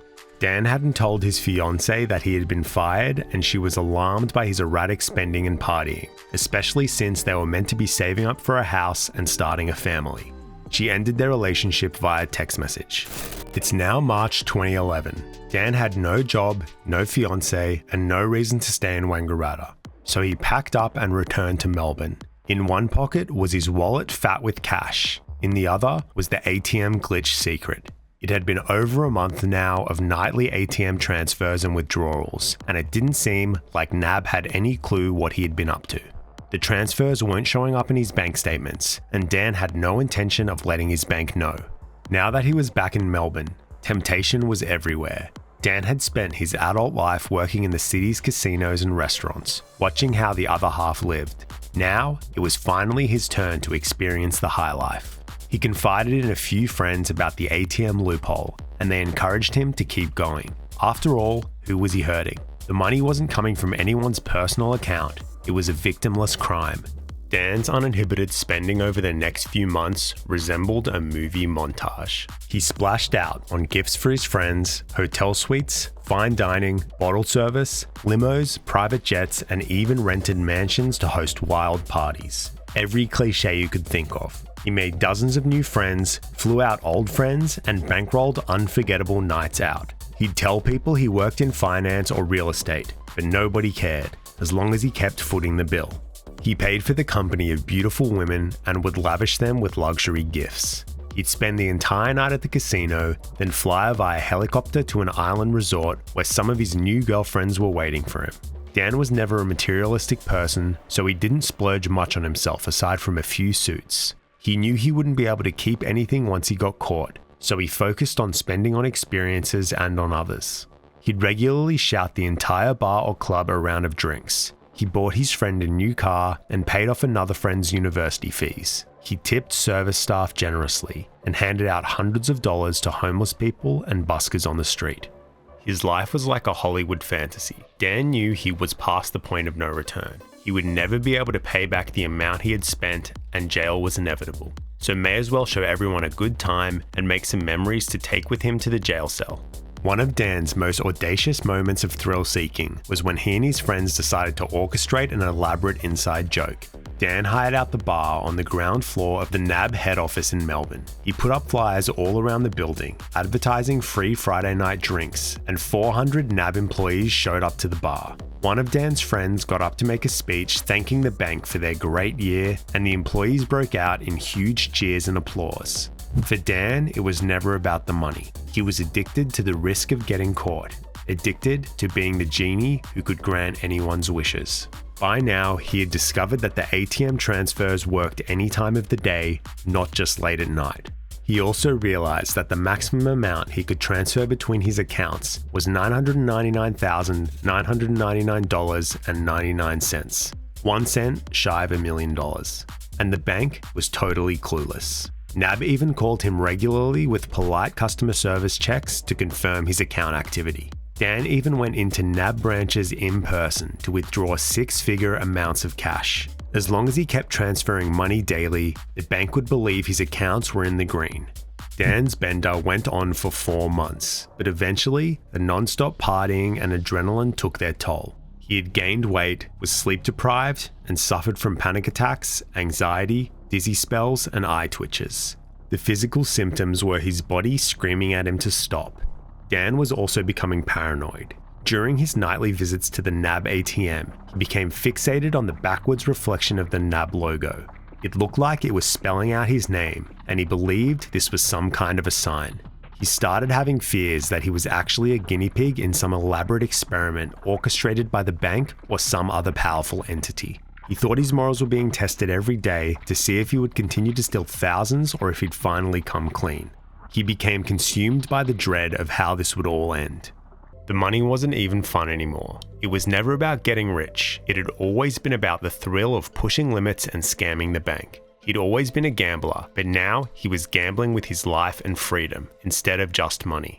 Dan considered transferring millions of dollars offshore and fleeing to Mallorca, but he couldn't bear the thought of never seeing his mum again. And he just wasn't the type of person to become an international fugitive. Deep down, he was still just an ordinary bloke who would miss simple but important joys like hanging out with his family and friends. Dan made his last ATM money transfer on May 12, 2011. By the next morning, his savings account was overdrawn by $1.6 million, though he knew he had probably spent way more than that. He was in Sydney at the time and still had $80,000 in cash. He checked into the Hilton Hotel and made a phone call to NAB, confessing everything. A representative from the bank's security department told him the matter would be referred to the police. Dan savored his last few weeks as a high roller in that room, knowing that any day he'd be getting a knock on the door from the police. But no one ever came looking for him. The bank never followed up. Dan eventually burned through his last pile of cash and moved out of the Hilton and onto his friend's couch, calling various girlfriends to break the news that he was no longer rich. He moved back to Melbourne and found a job as the general manager of a struggling restaurant. Dan eventually learned that the owners were dodgy and planned to skip town without paying any of the staff. In January 2013, Dan went into the restaurant safe on 3 occasions and took out a total of $21,000. He distributed the cash to the staff and suppliers, and of course, himself. He knew the theft had been captured by the restaurant surveillance cameras, but he didn't bother trying to run and hide. He knew the police were coming for him anyway, so why not just make sure his co-workers all got paid? The weird thing was, the police still didn't come. There's no way he was just going to get away with this, was he? Dan contacted NAB several times but could never get a straight answer about the status of the investigation. He didn't know what to do. He even wrote a letter to NAB threatening to sue them for his pain and suffering in an effort to get their attention. His guilty conscience eventually led him to go public, where he shared his story with investigative crime journalist Adam Shand, hoping a media storm would open up a line of communication with the bank. He shared his bank statements as proof of the whole thing, as the lavish expenditures were all there, but the magical money transfers strangely missing. In August 2014, The Age newspaper published Dan's story, and a couple of months later, Dan took his story to Channel 9's A Current Affairs show. But when his segment aired, Dan was dismayed to see the tabloid TV program had sensationalized his story and spun it to make him look like he was a fugitive on the run from the police. The segment even ended, urging viewers to call the Crime Stoppers hotline if they had information about Dan. A few days later, Channel 9 asked Dan to return to the studio to pick up some photos. As Dan pulled up, he was ambushed by police and put in handcuffs. The whole thing was a setup captured by Channel 9 cameras. Dan later learned from his lawyer that there had never been a police investigation until he decided to go on a current affair. Turned out, the show's executive producer was a former detective who contacted his high-ranking buddy in the police force to arrange the arrest. The whole thing had been an elaborate setup for ratings. NAB never took the matter to the police because they didn't want to bring any attention to the ATM loophole. They were hoping to brush the whole thing under the rug and quietly absorb the $1.6 million loss rather than risking the reputational damage. It was a very small price to pay for one of the nation's biggest banks. Even when Dan's case went to court, NAB still didn't get involved. The only evidence they submitted were Dan's bank statements, which he had willingly handed over himself anyway. Not a single NAB representative appeared in court, and no testimony or explanation of the ATM glitch was ever presented. The prosecution used media coverage, including the A Current Affairs segment, to make their case. In the end, Dan was sentenced to 12 months in jail for charges related to the ATM glitch, including theft, obtaining property by deception, and obtaining financial advantages by deception. He also received 6 months for the restaurant theft, but his sentences were served concurrently. Upon his release, Dan was also given an 18-month communication corrections order and a $250,000 fine. After Dan got out of jail, he more or less went back to his old life, working in bars and restaurants. He's done a lot of self-reflection and soul-searching over the years, and has shared his story on several podcasts and TV appearances. An interesting part of this video's research process was observing Dan's personal evolution and how his retelling of the story has shifted over time. His most recent podcast interview in December 2024 was with addiction counsellor Steve Rose. In this conversation, the tone was different. It was less about reliving the glory days and more about a sober acknowledgement of his past struggles with gambling addiction. Dan says he has no regrets about taking the money. To him, it was just numbers on a screen. A few cents off the dividends of NAB shareholders. Sometimes he still doesn't believe those 4 wild months even happened to him. Even his year in jail doesn't faze him much. He admits the first few months were rough, but now he thinks of it as just another part of his once-in-a-lifetime experience. His only regret is that his mum had to see him in his prison uniform during visitation. When asked if he stashed away any of the money, Dan always laughs it off and says, no comment. Personally, I don't think he was clever enough to hide any of the money. He's just trying to create some mystery to keep his story alive. So what do you think? Do you think Dan did the right thing turning himself in? Or do you think he fumbled the bag and should have kept a secret nest egg and kept quiet about the whole thing? Do you think a year in jail is worth it for 4 months of infinite money? Let us know your thoughts in the comments. The sound of a gunshot rang out in the quiet South Australian suburb of Littlehampton. When police arrived at the ordinary-looking family home, they discovered a gruesome scene in the garage. 2 men laying in pools of blood. The gun safe was open, and there was a bloodied hatchet on the floor. Standing nearby was Lisa Lyons, a university lecturer whose tumultuous love life would result in an international manhunt. Lisa Lyons' academic achievements were impressive. She had 2 PhDs, 1 in history, and 1 in creative writing. From 2009, Lisa worked as a lecturer in universities in her home city of Adelaide, South Australia. She was an expert on the Spanish Civil War, and she was also involved in many professional writing and editing organisations. She was a vocal critic of the over-commercialisation of Australian universities, and also wrote extensively about balancing motherhood and academia. She shared 2 young children with her long-term partner, Jonathan Horton, who worked as a plumber. In 2014, Lisa was offered a position in the prestigious Military History Department at the University of New South Wales, Canberra, at the Australian Defence Force Academy. She and her family relocated to the nation's capital, where Jonathan became the children's primary caregiver so Lisa could focus on her career. In 2016, Lisa founded Capstone Editing. Her company provided academic proofreading and editing, as well as training courses for professional editors. It's unclear whether Jonathan worked within the business, but he does appear in some promotional photos on the website. 21-year-old Zachariah Bruckner was undertaking his bachelor's degree in arts at the Australian Defence Force Academy and had aspirations to join the army. He was 13 years younger than Lisa, but the two hit it off. Lisa gave him a job at Capstone, then in late 2016, invited him to move into her home where she lived with her family. In early 2017, Lisa, Jonathan, and their children moved back to South Australia to a house they purchased together in the Adelaide Hills suburb of Littlehampton. Zachariah came with them. In June, Lisa and Jonathan split up, and in August, Jonathan moved out. Lisa changed all the locks on the house and stashed Jonathan's belongings in the garage. She and Zachariah then officially began a relationship. Late afternoon on October 29, 2017, Jonathan arrived at the house to drop off the 2 kids who had stayed with him over the weekend. Zachariah met him out front, and the 2 men walked into the garage together. A few minutes later, the sound of a gunshot rang out.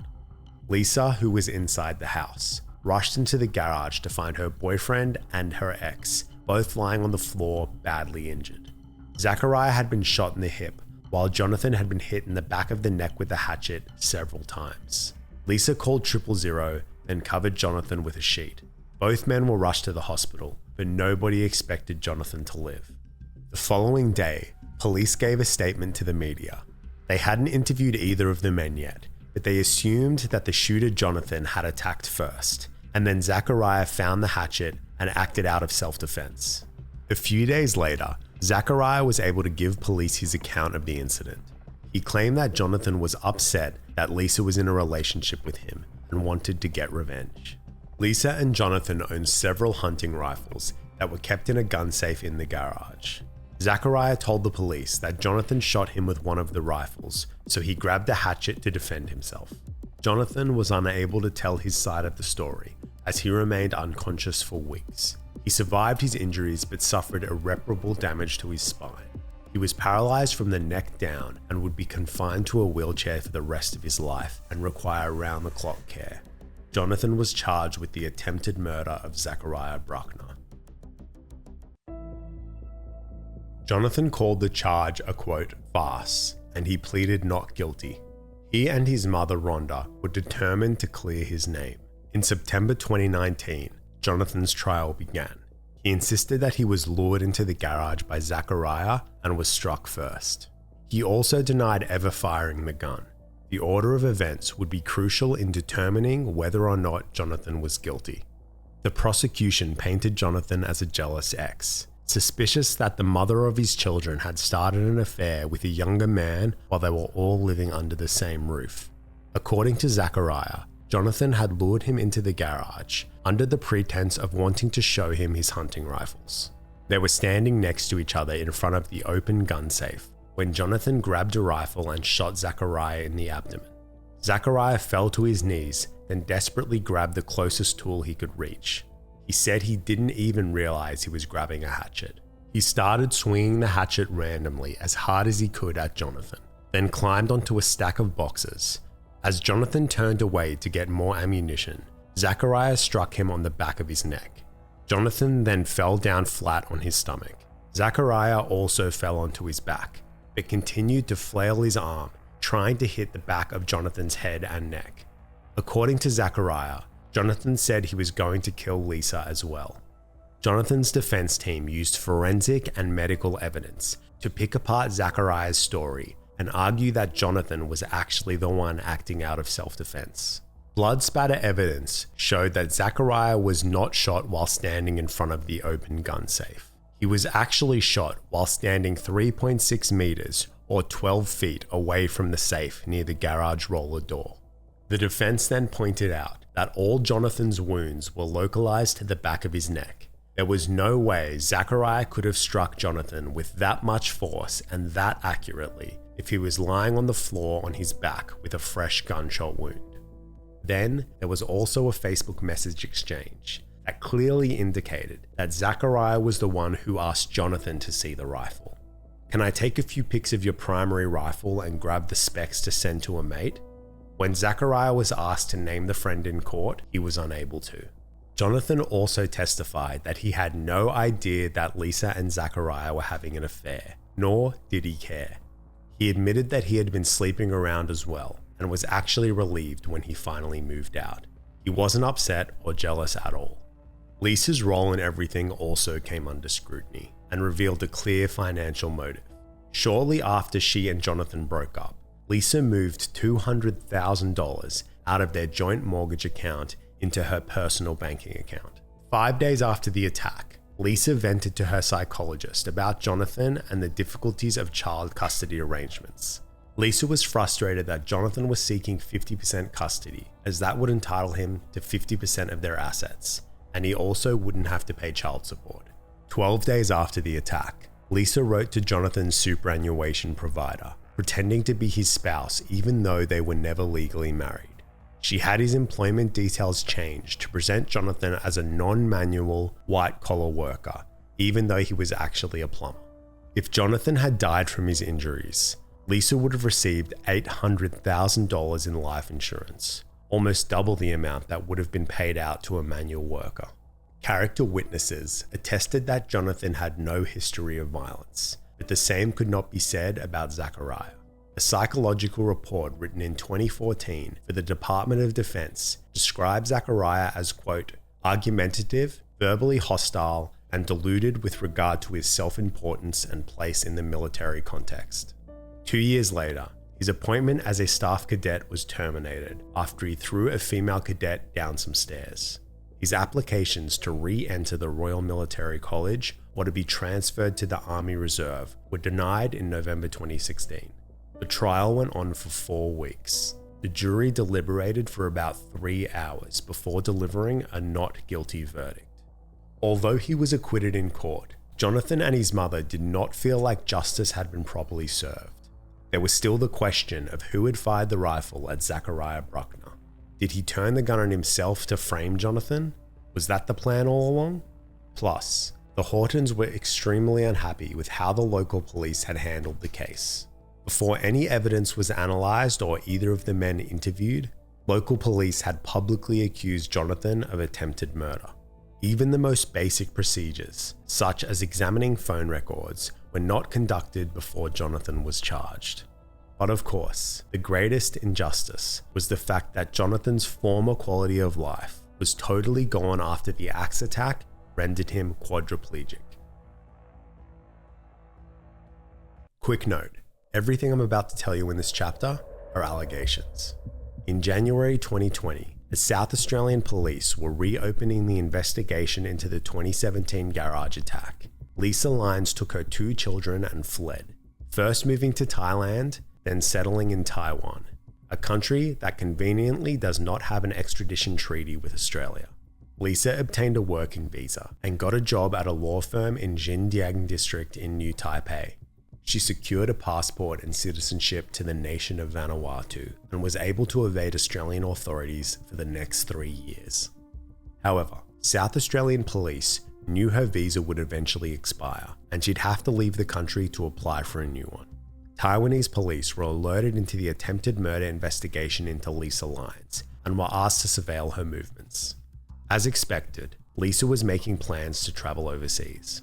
On November 15, 2023, Lisa, now aged 43, and her children flew to the Pacific island nation of Palau to renew her visa.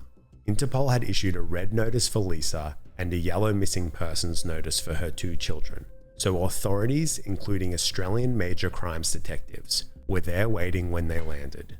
Lisa was immediately arrested and then extradited to Brisbane, then Adelaide. Zachariah Bruckner was arrested in Brisbane that same day and also extradited to Adelaide. They were both charged with 2 counts each of attempted murder and conspiracy to murder. The children were taken into police custody before they were finally returned to Jonathan Horton, who had gone over 3 years without seeing his kids. On November 24th, the 3rd arrest was made in the case. 34-year-old Letitia Fortune from Adelaide was also charged with 1 count of attempted murder. It turned out that Lisa had been caught in not 1, but 2 love triangles. She met Letitia on a dating app in 2017, just after she and Jonathan initially split up. Shortly after the garage attack in October 2017, Lisa invited Letitia to move in with her children, and Zachariah. Whatever was going on under that roof, we might never know, but murder was apparently still on Lisa's mind. Early in the morning on New Year's Day 2018, Letitia snuck into the Hampstead Rehabilitation Centre, an inpatient facility where Jonathan had been moved to. He was still recovering from his injuries and was completely paralysed from the neck down. As Letitia made her way into Jonathan's room, an anonymous tip-off alerted local police that a woman was planning to smother Jonathan Horton with a pillow. Letitia was caught just outside Jonathan's room by security, but she was let go without being questioned. The anonymous tip-off was later revealed to have come from Letitia's unnamed ex-partner. When Lisa was cross-examined in court in 2019, she downplayed her relationship with Letitia and claimed that Letitia was mentally unstable. She denied conspiring together to murder Jonathan, but text messages between them clearly showed them discussing the murder plot. Lisa even suggested that Letitia should bring a pillow in a bag. Just another example of the inadequate investigation that led to the false attempted murder charge against Jonathan.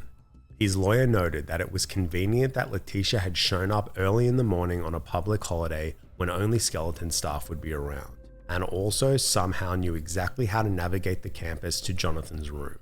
Lisa could offer no explanation as to why Letitia was at the rehab center that morning. During the original investigation, detectives concluded that there had been, quote, nil conspiracy or solicit to murder, even though Letitia was never formally questioned. Believe it or not, Lisa was still not done. After she moved to Taiwan, she kept in touch with Zachariah. Between December 2021 and August 2022, the pair continuously discussed killing Jonathan. They sought out a hitman to, quote, finish the job of murdering Jonathan and his mother. However, the hitman turned out to be an undercover cop, and this sting marked the beginning of the end for Lisa Lyons. So even after allegedly masterminding 3 murder attempts on Jonathan Horton, Lisa indicated that she would plead not guilty to all charges. She asked to be released on bail for her children, but her request was denied as she was deemed a flight risk. Lisa Lyons, Zachariah Bruckner, and Letitia Fortune are all awaiting their court dates in May 2024. Taiwanese police searched Lisa's apartment following her arrest and discovered evidence of financial crimes and announced they may also pursue a case against her. After the news of the arrests, Jonathan released a public statement. After 6 long years, I am profoundly relieved my children are finally safe. This has been a cruel and exhausting struggle. My mother and I have been through hell, but we never gave up. He had his physical ability destroyed, his 2 children taken, his name dragged through the mud, and survived 3 murder attempts. But finally, Jonathan Horton might be getting some justice. In early August 2023, a peculiar story came out of the quiet country town of Leongatha, about 2 hours southeast of Melbourne, Australia. 5 family members gathered for a homemade beef Wellington lunch, but within days, 3 of them were dead. The cook, Erin Patterson, was the only one to walk away unharmed, and she immediately fell under suspicion. What followed was one of the most captivating and talked about criminal cases Australia has ever seen. The details that came out of the eventual murder trial were frankly wild. It involved death cap mushrooms, trashed food dehydrator, group chat gossip, a fake cancer story, and a roadside bathroom emergency. Erin Patterson's case, dubbed the Mushroom Murders, took over national headlines and even overshadowed a federal election. It was a true water cooler topic because there was just so much fodder to pick apart. If courtroom streaming was allowed in Australia, I'm positive productivity levels would have plummeted for the 10 weeks of the trial. Now that the dust has settled and the verdict has been delivered, we've pulled together all the evidence and key moments to lay out the full story. Who Erin Patterson is, who the victims were, what really happened, and the question we're all still asking, why? Erin Patterson was by most accounts an ordinary mum from small town Australia. Born Erin Scudder, she grew up in Melbourne's middle-class southeastern suburbs with a family of high achievers. Her mother was a respected university lecturer and an expert in children's literature. Her father held director positions in major Australian companies. Her sister became a scientist. Erin's own path, though, was less straightforward. Many of Erin's former colleagues described her as intelligent, but had a tendency to be a bit solitary and strange. She had a pattern of floating between careers without fully committing to any. She got her business degree, but then did a part of a veterinary science course, as well as legal courses. She passed the notoriously difficult air traffic controller test, got into the training program, but only stayed in the role for 3 years. There she was nicknamed Crazy Erin and Scudder the Nutter, as she could often be hostile to her co-workers, and once played a prank, pretending to be another co-worker calling in sick so she could pick up more shifts. After that, she worked in animal management for the RSPCA based in the Monash City Council building in Melbourne. That's where she met her future husband Simon Patterson in 2004. Simon was working as a civil engineer and was drawn to Erin's intelligence and wit. They started dating in July 2005, bonding over their shared love of the outdoors and regularly went on camping trips together. Erin had been a staunch atheist her whole life, but eventually converted to Christianity through Simon's church community after attending Bible study and services at his hometown of Korumburra. Erin and Simon got married in 2007. Erin's parents weren't at the wedding. They were reportedly on holiday in Russia. Soon after the wedding, Erin received a substantial inheritance of $2 million from her paternal grandmother, which would be paid out over 8 years. With that financial cushion, both Erin and Simon quit their jobs and began traveling around Australia. They bought a house mortgage-free in Western Australia, and Erin opened a second-hand bookstore in the small town of Pemberton. Their first child was born in 2009. It was a traumatic birth. The baby's heartbeat was lost, requiring an emergency C-section to save his life. Simon's parents, Don and Gail, travelled to Perth from Victoria to support them. In 2011, Erin's father passed away from cancer.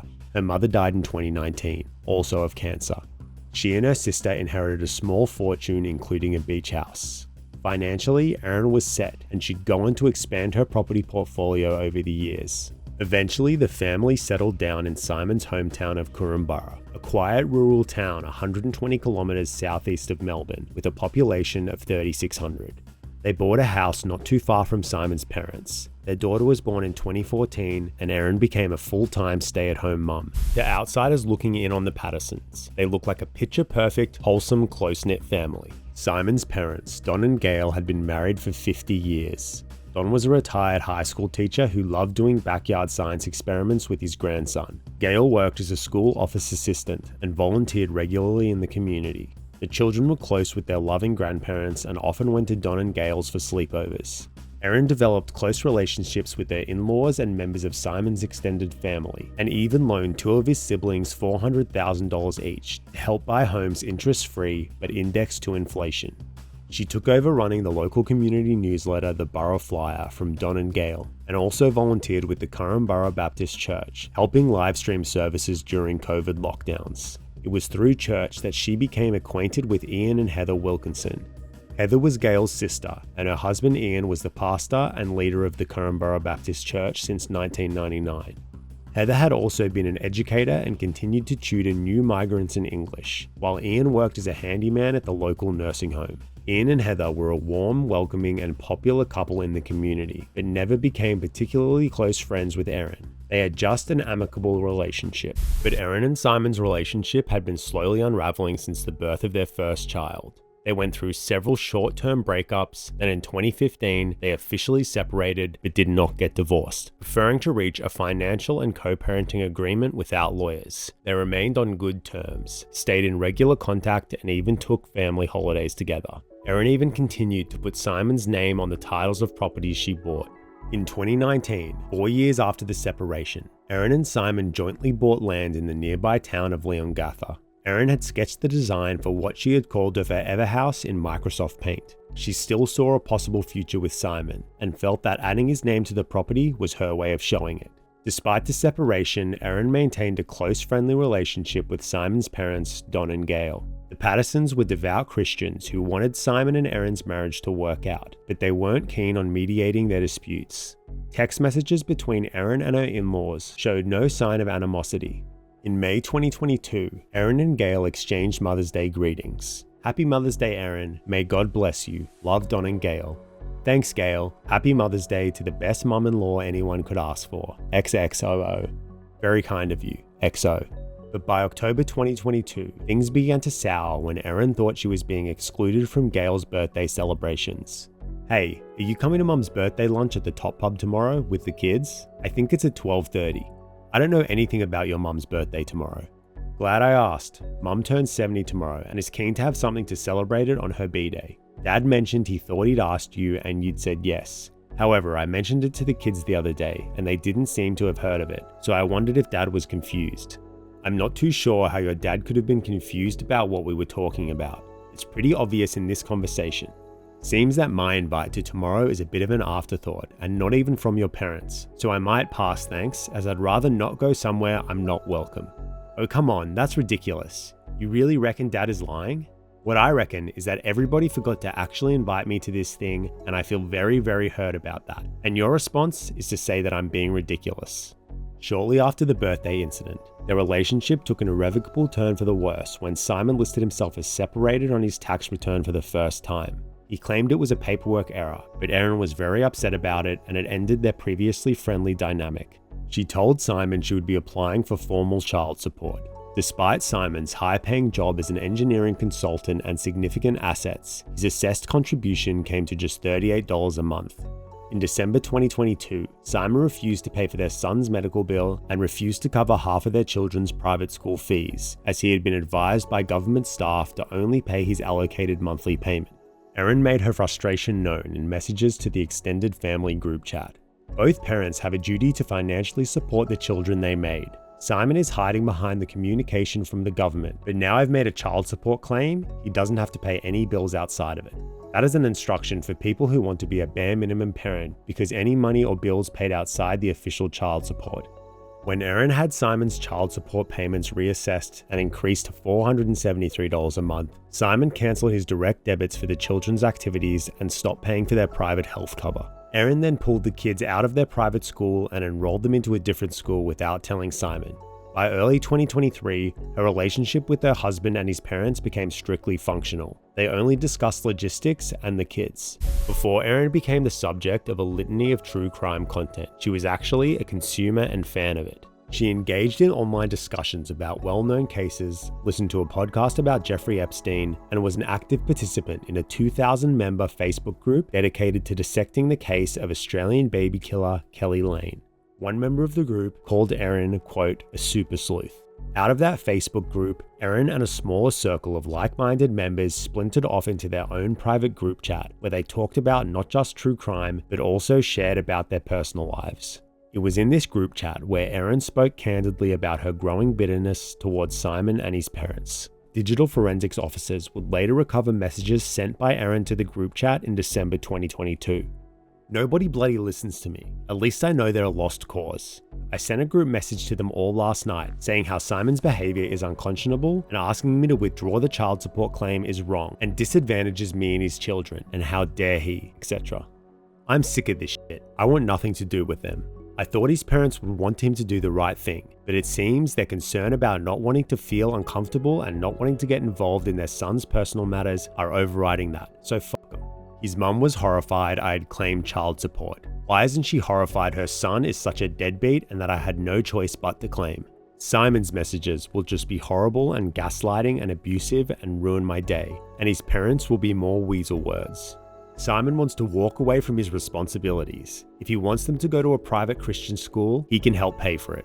To her online friends, Erin painted a picture of Simon as a controlling and coercive man who put his deep religious convictions and his church before his own children.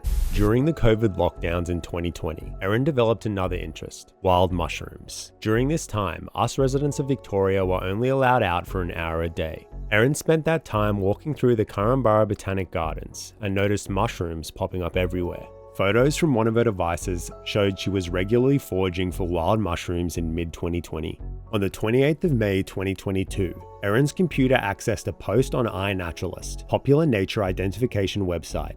It had been posted 10 days ago and listed sightings of highly poisonous deathcap mushrooms in a park in Moorabbin, a suburb in Melbourne's southeast about an hour and a half away. A year later, between April to May 2023, more sightings of deathcap mushrooms were posted on iNaturalist. This time, the deadly mushrooms were spotted much closer to home in the towns of Lock and Outram, both less than half an hour drive from Erin's house. On the 28th of April 2023, phone tower records indicated that Erin was in the town of Lock. That same day, she bought a $229 Sunbeam Food Lab dehydrator from Hartley Wells Better Home Living in Leongatha. She began experimenting with drying store-bought mushrooms in it, documenting it and sending photos to her group chat. I'd been hiding powdered mushrooms in everything, mixed it into chocolate brownies yesterday. The kids had no idea. She framed it as a parenting hack, sneaking mushrooms into her kids' food to up their nutrients. A few weeks later, on the 22nd of May 2023, phone tower data showed that Erin was in the town of Outram and stayed in the vicinity for 35 minutes. By July 2023, Erin's relationship with Simon and her in-laws was strained, but she continued to attend church every couple of weeks. It was there that she extended an invitation to her estranged husband, his parents Don and Gail, as well as Gail's sister and brother-in-law, Heather and Ian Wilkinson, to come over for lunch. She said she had some news to share with them regarding her health. Ian Wilkinson, who would end up being the only guest to survive the lunch, later said he was surprised by the invitation. He typically saw Erin only about once a month at church and described their relationship as polite but not especially close. Yet he and his wife accepted Erin's invitation, as did Don and Gail Patterson. In the days leading up to the lunch, purchase records linked to Erin's supermarket rewards card showed she purchased ingredients for beef Wellington, including large quantities of mushrooms. For those unfamiliar, beef Wellington is an elaborate dish that involves wrapping a fillet of steak in a layer of paste made of sautéed minced mushrooms, wrapping that in a layer of pastry, then baking the whole thing. It takes several hours to prepare and is typically served on special occasions. Erin used the beef Wellington recipe from this book, Recipe 10 Eats, Dinner by Nagi Mayahashi. If you're in Australia, you probably recognise it because Nagi is one of the most popular home cooking authors in the country, so much so that even I've got a copy of her book. As you can see, this recipe is very detailed and very specific. There are a lot of components to get right for a successful beef Wellington. The day before the lunch on the 28th of July 2023, Simon told Erin he would not be attending via text message. I feel too uncomfortable about coming to the lunch with you, Mum, Dad, Heather and Ian tomorrow, but I'm happy to talk about your health and implications of that at another time. If you'd like to discuss on the phone, just let me know. That's really disappointing. I've spent many hours this week preparing for lunch tomorrow, which has been exhausting in light of the issues I'm facing, and spent a small fortune on beef eye fillet to make beef Wellington because I wanted it to be a special meal, as I may not be able to host a lunch like this again for some time. It's important to me that you're all there tomorrow, and that I can have the conversations that I need to have. I hope you'll change your mind. Your parents and Heather and Ian are coming at 12:30. I hope to see you there. But Simon would not turn up. On the morning of Saturday, the 29th of July 2023, Erin dropped her 9-year-old daughter, 14-year-old son, and his friend off at McDonald's. The children grabbed some food, then headed to the local cinema. Her 4 guests, Don and Gail Patterson and Ian and Heather Wilkinson, then arrived in her newly built home in Leongatha, the forever house she had helped design and oversaw the construction of. The guests admired the open-plan kitchen and dining space. Heather was reorganizing her own home and asked if she could see Erin's pantry. Ian recalled that Erin seemed very reluctant to show off her pantry, and he assumed it was because she was embarrassed that it was messy. After a brief tour of the garden, they regrouped in the kitchen where Erin began mashing potatoes. Gail and Heather offered to help serve up the meal, but Erin declined. Traditionally, beef Wellington is made using a single whole log of tenderloin, baked in pastry, then sliced up to serve. But Erin had used multiple individual steaks, as she couldn't find a single cut large enough for the traditional method. She then served up the individually cased portions of beef Wellington that resembled pasties, with mashed potato and green beans. Grey plates for her guests, while her meal was on an orange rust-coloured plate. The group sat down at the dining table, said grace, then ate the meal. Heather, Ian and Don all finished eating their beef Wellingtons, while Gail and Erin didn't. They then all shared some dessert, a fruit platter that Heather brought, and an orange cake that Gail brought. Afterwards, Erin finally revealed the reason why she had gathered them all in her home. She told her guests that she had been diagnosed with ovarian cancer. She said she wasn't sure how to break the news to her kids and asked for advice. Don suggested honesty. The group expressed their sympathy, and Ian led the family in prayer. The guests were still there when Erin's children came home later that afternoon. None of the guests suspected anything was amiss. That same day, Ian and Heather told friends from church how delicious and beautiful the beef Wellington had been. But late that night, all 4 lunch guests fell violently ill with what they thought was bad food poisoning. Don and Gail Patterson called an ambulance and were taken to Kurrumbara Hospital. They were then transferred to Dandenong Hospital in Melbourne for more intensive care.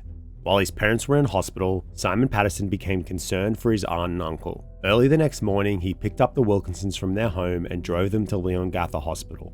On the way, Heather mentioned twice that Erin had served herself on a different coloured plate from everyone else. At the hospital, they explained to staff that they had eaten the same meal as Don and Gail Patterson. Simon called Erin to let her know that his parents and aunt and uncle were in hospital. Erin said she was also experiencing diarrhea.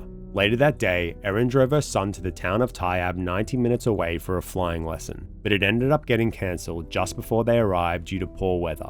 On the way back, she stopped at a service station where CCTV footage showed her entering the bathroom and exiting 9 seconds later. She bought some food, then left. On the 31st of July, 2 days after the lunch, Erin walked into Leongatha Hospital saying she had gastro-like symptoms. Earlier that morning, Dr. Chris Webster had received confirmation from Dandenong Hospital that Don and Gail Patterson were suffering from mushroom poisoning, and he was readying the Wilkinsons for transfer. The doctor was immediately concerned for Erin, even though she was clearly not as sick as her lunch guests. Erin was seated near Ian and Heather, but didn't approach them or ask about their condition. She showed no emotion. Dr. Webster questioned Erin about the beef Wellington lunch she had cooked, and when he asked her where she'd sourced the mushrooms, Erin replied, Woolworths, which is a major supermarket chain here in Australia. Erin had only been at the hospital for around 5 minutes when she was told that she may have consumed death cap mushrooms and needed urgent medical attention. But instead of letting the doctors treat her, she got up and walked out. She told the hospital staff that she had to go home to pack her daughter's ballet bag. CCTV footage shows Dr. Veronica Foote trying to stop her, but after signing a discharge form, she is seen leaving the hospital. Staff was stunned. Dr. Webster tried calling Erin 3 times after she left, eventually leaving a voicemail saying he'd have to contact the police for her safety. He then called 000, asking police to perform a welfare check at Erin's home and to bring her back to the hospital. This call would mark the first time authorities would hear about the fatal lunch.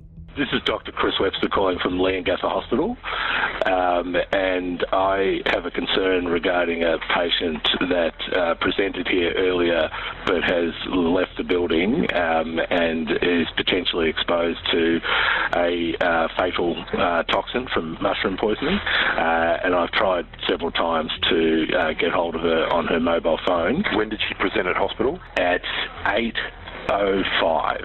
Today? Yeah. Mushroom poisoning, you said? Yeah, so there were 5 people that ate a meal on Saturday, and 2 of them are in intensive care at Dandenong Hospital. 2 have just been transferred from Leongatha Hospital to Dandenong Hospital, and Erin presented this morning with symptoms of poisoning. And what happened when she presented? She just got up and left?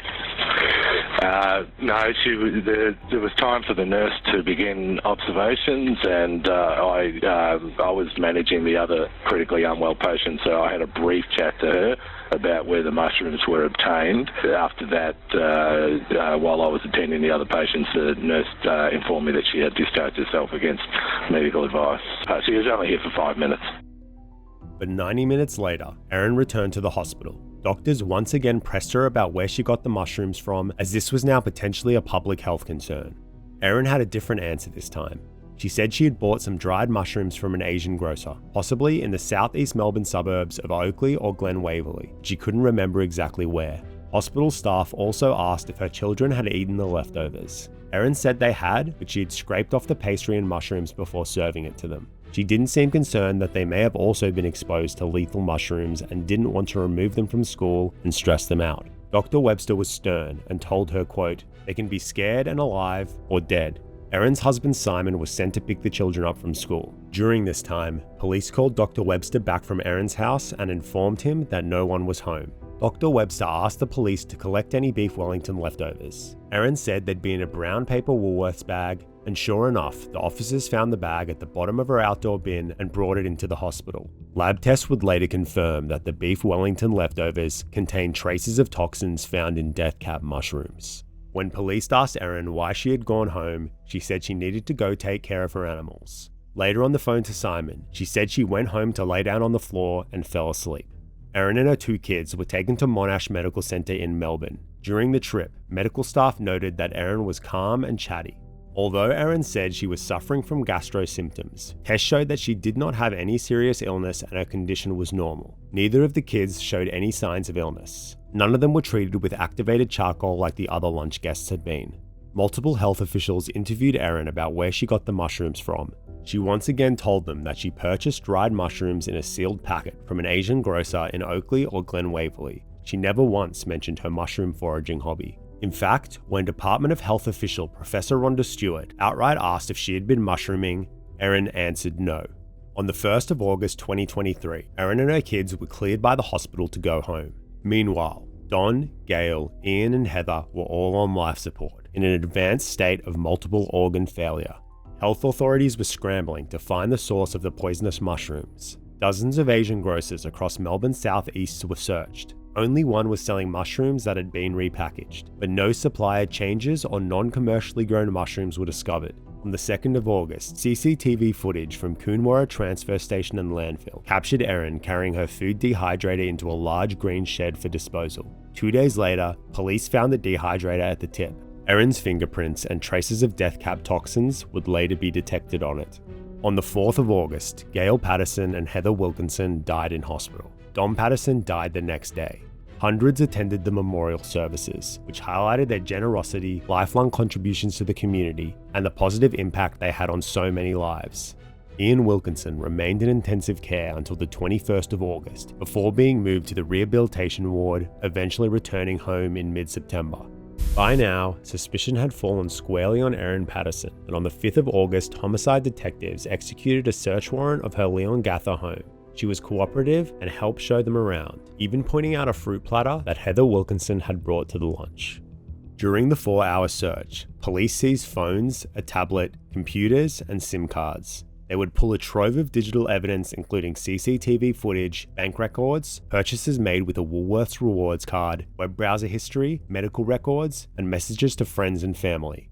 They also found the Recipe Tin Eats cookbook. The beef Wellington pages were spattered with food. Investigators believe that Erin had been using multiple phones in the months leading up to the beef Wellington lunch.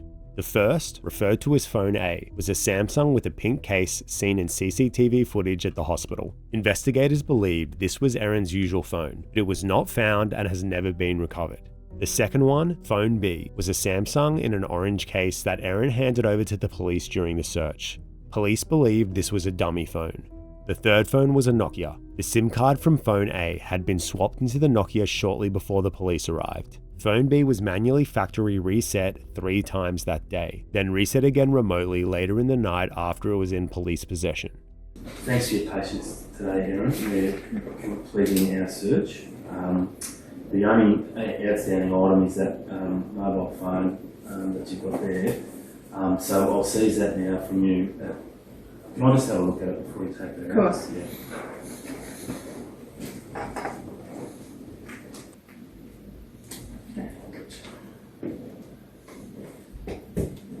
Thank you. There's a provision in the warrant that requires you to assist us to get into these devices. Is there a PIN code on your phone? Yeah. Do you know what it is? It's either. Can't remember which one. Is it opening? Oh, okay. Well. Don't know one, mate. No one, so there you Okay, go. Your job's easy. Yeah. After the search of her house, Erin was interviewed at Wonthaggi Police Station. She remained calm and composed throughout the 20-minute conversation. Now, I'll just confirm with you that you had an opportunity to speak to a solicitor before this interview commenced. Okay, and you're happy with that? Yep. Detectives asked about a manual for a Sunbeam food dehydrator they had found at her house. Kitchen, far left bottom drawer, instruction manual for a Sunbeam food lab electronic dehydrator. What's that in relation to? Do you know anything about a dehydrator in your house? Or? No. Okay. Do you own a dehydrator? No. Okay. I've got manuals of lots of stuff like collected over the years. I've had all sorts of appliances and I just keep them all in. Oh, okay. Yeah. When did you own a dehydrator?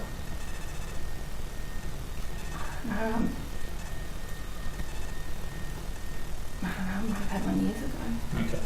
At a different point in the interview, she was asked directly about mushroom foraging. Obviously, we've got concerns in relation to these mushrooms and where they've come from. Okay. Is that something you've done in the past, foraging for mushrooms or anything like that? Never? Never. Right. Do you preserve foods or anything like that? No. Have you ever dehydrated food or anything like that? Okay. When asked why she'd invited her in-laws to the lunch, Erin said, I love them a lot. They've always been really good to me. And they always said to me that they would support me with love and emotional support, even though Simon and I were separated, and I've really appreciated that. Yeah. Because my parents are both gone. Yeah. My grandparents are all gone. They're the only family that I've got. Yeah. And they're the only grandparents that my children have. And I want them to stay in my kids' life. Yeah. And that's really important to me. And I think Simon hated that I still had a relationship with his parents. But I love them. Yeah. Nothing that's ever happened between us, nothing he's ever done to me will change the fact that they're good, decent people that have never done anything wrong by me, ever. By now, a media storm had descended, and Erin Patterson was the centre of it. The story of the seemingly ordinary mother of two from regional Victoria, suspected of poisoning her in-laws with death cap mushrooms, would become one of the biggest crime stories in our nation's history. Was it a terrible accident, or did she do it on purpose? On the 7th of August, the world finally met Erin when a Channel 9 reporter caught her at the carport in front of her home, where she would give what would be her only interview to the media. It's a tragedy what's happened. Can you tell us about the meal that you cooked? I'm so devastated by what's happened, by the loss of Don is still in hospital, the loss of Ian and Heather and Gail, who were some of the best people that I've ever met. Gail was like... Take your time. Gail was the mum that I didn't have because my mum passed away 4 years ago. And Gail's never been anything but good and kind to me. And Ian and Heather were some of the best people I've ever met. They never did anything wrong to me, and I'm so devastated about what's happened. Can you tell us and the loss to the community, and to the families, and to my own children who've lost their grandmother. Can you tell us a bit more about the lunch? What I can tell you is that I just can't fathom what has happened. I just can't fathom what has happened. That Ian and Heather have lost their lives, and Gail has lost her life, and Donna's still in hospital, and I pray that he pulls through, because my children love him. And you must be pretty shaken up by this as well. I'm devastated. I love them. And I can't believe that this has happened, and I'm so sorry that they have lost their lives. How are you I just can't believe it. Just can't believe it. Can you tell us where the mushrooms came from? Were they picked from the property area? I just ask you to leave me alone now, please. Police say you're a suspect. Do you have anything to say about that? Yes, I say I didn't do anything. I love them. And I'm devastated that they're gone. And I hope with every fibre of my being that Don pulls through. That's what I have to say. Where did the mushrooms come from? Were they picked by you, or where did they come from, Erin? Can you tell us? What meal did you cook them? Did you eat the same meal, Erin? The footage was widely dissected by the public, by armchair detectives, and body language experts, with most commentators pointing out the absence of real tears, as well as her mix-up with who had died and who was still in hospital. Another video was captured where she was much less welcoming to the media.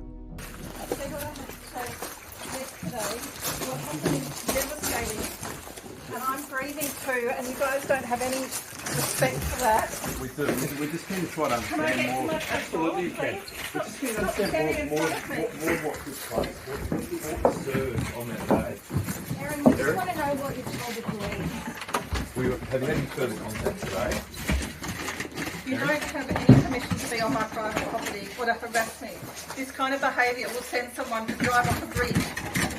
That's what you seem to be doing. You spoke yesterday about your relationships. Can you tell us if you had any further update today how Ian's going? Erin, how are you going? Are you okay? I'm going thanks for asking, and you guys aren't helping. Neither of these videos were brought up or shown in the ensuing trial.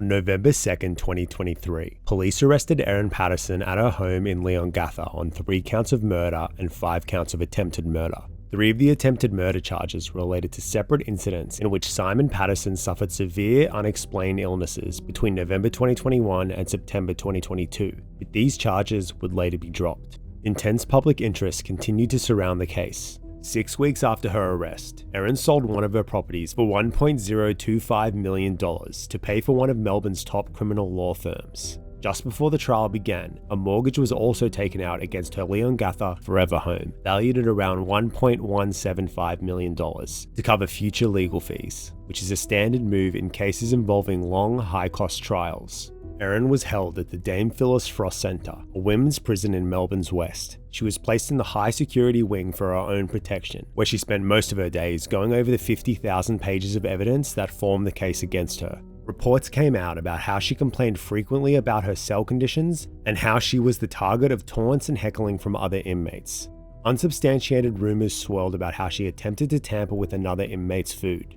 On the 19th of April 2025, Erin Patterson's trial began at the Latrobe Valley Courts in the regional town of Morwell. She was now 50 years old, facing 3 counts of murder and 1 of attempted murder. She pleaded not guilty to all charges. Neither the prosecution nor the defense wanted manslaughter considered as an alternative charge. Both sides agreed it would be too confusing for the jury. From day one, this became Australia's trial of the century. Every Monday morning, Erin was transported in a prison van on a 2.5-hour journey from Melbourne to the police cells next door to the Morwell court, where she would spend the week before being returned to the prison on Friday afternoon. The trial ran for a total of 10 weeks. Throughout the proceedings, she repeatedly complained about the cold conditions in the Morwell holding cells and was denied continuous access to a laptop and writing materials to prepare her defense. Inside the courtroom, Erin remained mostly stoic as she sat in the dock each day. It was reported that her only supporter who showed up was an online friend. Her own sister did not attend the trial. No non-family member friends from Leongatha or Korumburra were called to testify on her behalf. Cameras weren't allowed inside the courtroom, so no photos of Erin were taken during the proceedings. Outside the courtroom, more than 50 media crews from around the world descended on the small town. One even built a stage. Every tiny detail the jury heard was relayed almost instantly to a transfixed public. Live blogs delivered minute-by-minute updates, while daily podcasts broke down each day of the trial. A long list of witnesses took the stand to give evidence, many of them with direct links to the events before, during, and after the lunch. Simon Patterson, Erin's estranged husband, the father of her children and son and nephew of the alleged victims. Ian Wilkinson, the pastor who survived the meal Erin allegedly cooked with lethal intent. Erin's Facebook group chat friends who had previously heard her vent her frustrations about Simon and his parents. Erin's 2 children, whose pre-recorded police interviews from the 16th of August 2023 were played in court. They did not appear in person at any point of the trial. Members of the wider Patterson family. The doctors and health officials who treated and interviewed Erin and the other guests. Mushroom experts and forensic investigators, and several other people who had interacted with Erin in the days leading up to and following the deadly lunch. The most unexpected witness was Erin Patterson herself. Many didn't think she would take the stand. In the court of public opinion, Erin was already seen as an unreliable narrator who couldn't keep her story straight. But she chose to give evidence, and it's her words that we will focus on in the next part of the video. Erin Patterson's main defense argument was that she never intended to hurt anyone, and the deaths of Don, Gail, and Heather were the result of a terrible accident. Her defense team argued that Erin's actions following the lunch, her lies and cover-up, were not a part of a calculated murder plot, but driven by a combination of panic, embarrassment, and shame. On her in-laws, in the witness box, Erin said she was ashamed of the angry messages she'd sent her Facebook group chat where she vented about Simon and his parents. She told the jury those were just moments of frustration, shared in private with friends who she knew would take her side. She insisted that she loved her parents-in-law and believed they had always loved her back. She said her relationship with them, while complicated at times, was ultimately warm and caring. As for why she invited Ian and Heather Wilkinson to the lunch, she said it was simply because she saw them often at church and wanted to build a closer relationship with them. On the mushrooms and beef Wellington, Erin told the court she had always enjoyed bushwalking and camping and had an interest in mushrooms. That interest deepened during Victoria's COVID lockdowns in 2020, where she and her kids would take walks near their home. She began to notice wild mushrooms and started researching them. She joined Facebook groups for mushroom enthusiasts and over time gained enough confidence to start picking wild mushrooms on her property and cooking and eating them. When it came to the beef Wellington, she admitted that she believed the death cap mushrooms must have gotten into the food, but she denied deliberately seeking them out and cooking them. She said the majority of the mushrooms she used in the Wellington were from Woolworths, and that she also added dried mushrooms from a wild mushroom mix purchased from an Asian grocery store somewhere in Melbourne's southeast in April 2023. She couldn't recall the store's name or location. She said that the dried mushrooms smelled, quote, very pungent, so she put them in a container and stored them in her pantry. She explained that while she was making the mushroom paste for the Wellington, she tasted the mixture and felt it was too bland, so she decided to add some of the dried mushrooms in her pantry she had bought from the Asian grocer. She said that looking back, she now believed that forage mushrooms, including death caps she hadn't recognized correctly, might have been accidentally stored in the same container as the dried mushrooms. She denied ever deliberately serving her guests grey-coloured plates while serving herself an orange one. According to Erin, she had plates of various colours in her kitchen and didn't give any thought to who got what.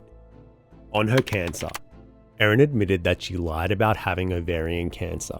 She explained that she had struggled with body image issues since childhood. She said that as a child, her mother used to weigh her and her sister weekly, which led to disordered eating and long-term issues with low self-esteem. After a lifelong struggle with her weight and trying, quote, every diet under the sun, she decided to get gastric bypass surgery. However, she was embarrassed about it. She didn't want anyone to know she was getting weight loss surgery. She told the jury that she had a pre-surgery appointment for a gastric bypass booked in for September 2023 at the Enrich Clinic in Melbourne. I was planning to have gastric bypass surgery, so I remembered thinking I did not want to tell anybody what I was going to have done. I was really embarrassed about it, so I thought perhaps letting them believe I had some serious issue that needed treatment meant maybe they'd help me with the kids. So she lied and told Don, Gail, Ian and Heather that she had ovarian cancer. The fake cancer would explain the hospital trips she'd need for her secret weight loss surgery. She admitted to the court that she enjoyed the sympathy and attention she got after she said she had cancer. After her guests left, Erin said she binge ate several more pieces of the orange cake that Gail had brought, then felt sick and went to the toilet to vomit it out. Her legal team argued that this vomiting was why she did not get as sick as her guests. This brings us to, was she really sick? Erin insisted that she did get sick after the lunch, developing diarrhea around midnight with abdominal cramps and nausea. She said she was going to the toilet every 20 minutes. Despite being unwell, she still drove her son with her daughter in the car too to his flying lesson the next day, a 180-kilometer round trip. She said that he'd had several previous lessons cancelled and didn't want to disappoint him. During the car trip, she said she had to pull over and, there's no delicate way to say this, defecate behind a bush. She cleaned herself up with some tissues and put them in a doggy bag. The flying lesson ended up getting cancelled, so Erin turned the car around and then later she stopped at a petrol station to dispose of the bag in the bathroom bin. When they got home, Erin fed her children leftovers from the lunch, eye-fillet steak with mashed potatoes and green beans, while she made herself a bowl of cereal. On the dehydrator and phones. After Erin and the kids were discharged from the hospital, she said that during a private moment with Simon, he accused her of poisoning his parents with her food dehydrator. She said that was what made her freak out and spiral into panic. She began to wonder whether she really had made a terrible mistake. Had she unknowingly foraged death caps, dried them, and mixed them in with her store-bought mushrooms? At that point, health officials, including child protection authorities, were aware of the case. Erin said she was terrified that her children might be taken away from her if she were to be blamed for the mushroom poisoning, so she frantically decided to dispose of the dehydrator at the local tip and perform multiple factory resets on her phone. She said that she was scared police would find the photos she'd taken of mushrooms in the dehydrator. She also admitted that when she got home after being interviewed on August 5th, she was curious whether police had, quote, been silly enough to leave the phone connected to Wi-Fi, so she hit reset again. Although Erin's body language and demeanor in the witness box wasn't technically evidence for the jury to consider, I think it's worth us mentioning. It was widely reported that Erin was quite flat when she spoke, with her own lawyer saying she was not trying to, quote, charm the jury. She tilted her head down and blinked rapidly when she was cross-examined by the prosecution. Erin was also pedantic, frequently stopping the prosecutor mid-sentence to correct and clarify minor details. Was she being overly defensive or just trying to be precise? There were some moments of emotion when she was seen dabbing her eyes with tissues, watching the pre-recorded police interviews of her children, and when she spoke about how much she loved her in-laws. The risk of taking the stand in a murder trial is always high, so did the defense team's gamble pay off? Erin talking about her deeply personal struggles, insecurities, shame and embarrassment. Was this vulnerability just a calculated attempt at winning the jury's sympathy, or was she being genuinely transparent and honest? Was it enough to explain her lies and cover-ups? Let's examine how her story held up against the prosecution's case. While the defense painted a picture of shame and panic, the prosecution's case was all about precision and planning. Led by seasoned Crown prosecutor Dr. Nanette Rogers, the prosecution argued that what happened on the 29th of July 2023 was no accident, but a deliberate, premeditated murder. They argued that there were 4 key calculated deceptions at the heart of the case that prove this. Deception number 1 was the fake cancer diagnosis. The prosecution argued that Erin came up with the fake cancer to create a plausible reason for the lunch and had planted the seed of her health issues as early as May 2023, when her internet browser history showed searches for stage 4 ovarian cancer, suggesting she did research to make the lie more convincing. On the 28th of June 2023, Gail texted Erin asking about a medical appointment. "Hi Erin, just wondering how you got on at your appointment today. Love, Gail and Don. The appointment went okay. I had a needle biopsy of the lump and I'm returning for an MRI next week. We'll know more after that." Erin wouldn't extend the invitation to lunch until the 16th of July. Of course, she admitted the cancer lie to the jury, saying she wanted to hide her upcoming weight loss surgery, but the prosecution argued that there was never any weight loss surgery either. It was pointed out that the Enrich Clinic in Melbourne, where Erin claimed in her testimony she had a pre-surgery appointment for a gastric bypass, does not offer that type of surgery. When questioned about this, Erin said she had simply mixed up the details, that it was an honest mistake, and what she actually meant was that she had been planning to get liposuction. However, medical records obtained from the period between January 2020 and August 2023 showed no evidence that Erin had ever sought information about, been assessed for, or referred for gastric bypass surgery, weight loss treatment, or any related procedure. The prosecution suggested that Erin planned to tell her victims the cancer story because in the end it wouldn't matter. They would take the lie to their graves. Deception 2 was the poisonous mushrooms. The prosecution argued that Erin deliberately sourced, prepared, and hid poisonous death cap mushrooms in individual portions of beef Wellington. She chose beef Wellington for the meal because not only is it a special occasion meal, it also always happens to involve a mushroom paste, but Erin deviated significantly from the traditional recipe. Instead of cooking a single large Wellington, which is how the recipe is designed, she made individual parcels, allowing her to isolate the poisoned portions from the safe ones she intended for herself. Erin claimed she couldn't find a large enough piece of tenderloin in Woolworths to make beef Wellington the traditional way, but there was a butcher right across the road where she could have shopped. Ian Wilkinson had said that he and the other guests were served their meal on grey plates, while Erin ate off an orange plate so she could keep track of which one was not poisoned. Simon said that Heather also remarked twice about the plate colours when he took the Wilkinsons to the hospital. Erin then ensured that her children were out of the house for the lunch, so there was no risk of them eating the poisoned food. It was argued that Erin picking the death cap mushrooms was not an accident and not a case of mistaken identity either. As early as May 2022, she had shown an interest in the poisonous mushrooms, as her internet history showed she had navigated to a map of death cap mushroom locations on the website iNaturalist. She didn't browse the website for any listings of other kinds of mushrooms. In April to May 2023, death cap sightings in the nearby towns of Lock and Outram were posted on the website. Phone tower data placed Erin in the vicinity of those towns in that time frame. At the same time, she purchased the food dehydrator, which she used to dry and powder mushrooms. Death cap toxins were later found in the trashed food dehydrator.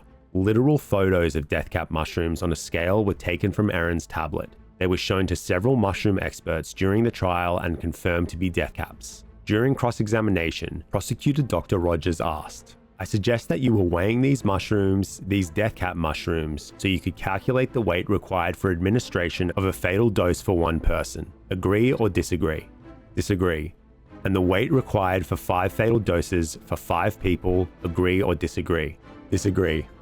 Then there was the story about where she supposedly bought the mushrooms. Erin told different health officials she got a bag of dried mushrooms from an Asian grocer in Melbourne's southeast, but she couldn't name the suburb, the street, or the store. This was despite growing up in that very part of Melbourne and owning property there. And even with her family members fighting for their lives in the ICU, she still couldn't or wouldn't make a serious effort to remember. Her description of these dried mushrooms also kept changing. She initially said the mushrooms came in a small sandwich-sized bag that didn't appear professionally packed and wasn't resealable. Later, she claimed it was resealable. Health officials were interviewing Erin in person and via phone and text during those crucial couple of days because it was a potential public health crisis. But nobody else in the area got sick from mushroom poisoning because no stores had actually mistakenly sold death caps. The prosecution brought in experts to further shut down Erin's story. Firstly, the forensic toxicologist confirmed that tests of the beef Wellington leftovers returned positive results for death cap mushroom toxins. Mycologist Dr. Tom May testified that death cap mushrooms don't grow in China, and there was no realistic chance they could have ended up in a bag of dried mushrooms commercially imported by an Asian grocer. He also told the jury that he dried death cap mushrooms himself and described that they had a distinct unpleasant smell that could not be ignored. Mycologist Dr. Camille Trung testified that death cap mushrooms only grow in the wild, and it would be highly unlikely, if not impossible, for them to be sold even accidentally in a grocery store. She had also examined the beef Wellington leftovers herself and couldn't detect any visible pieces of death cap mushroom or its strong odor, suggesting that the mushrooms had been deliberately concealed by dehydrating and powdering them. The prosecution then argued that Erin wasn't even the avid mushroom forager she claimed to be. Her own children had told police that they had no idea that their mother picked mushrooms and that they had never gone mushroom foraging with her. Out of the 400 books in Erin's home, not one was about mushrooms. She had exaggerated her interest in the hobby in an attempt to establish that she had made an honest mistake. Deception 3 was the faking of mushroom poisoning symptoms.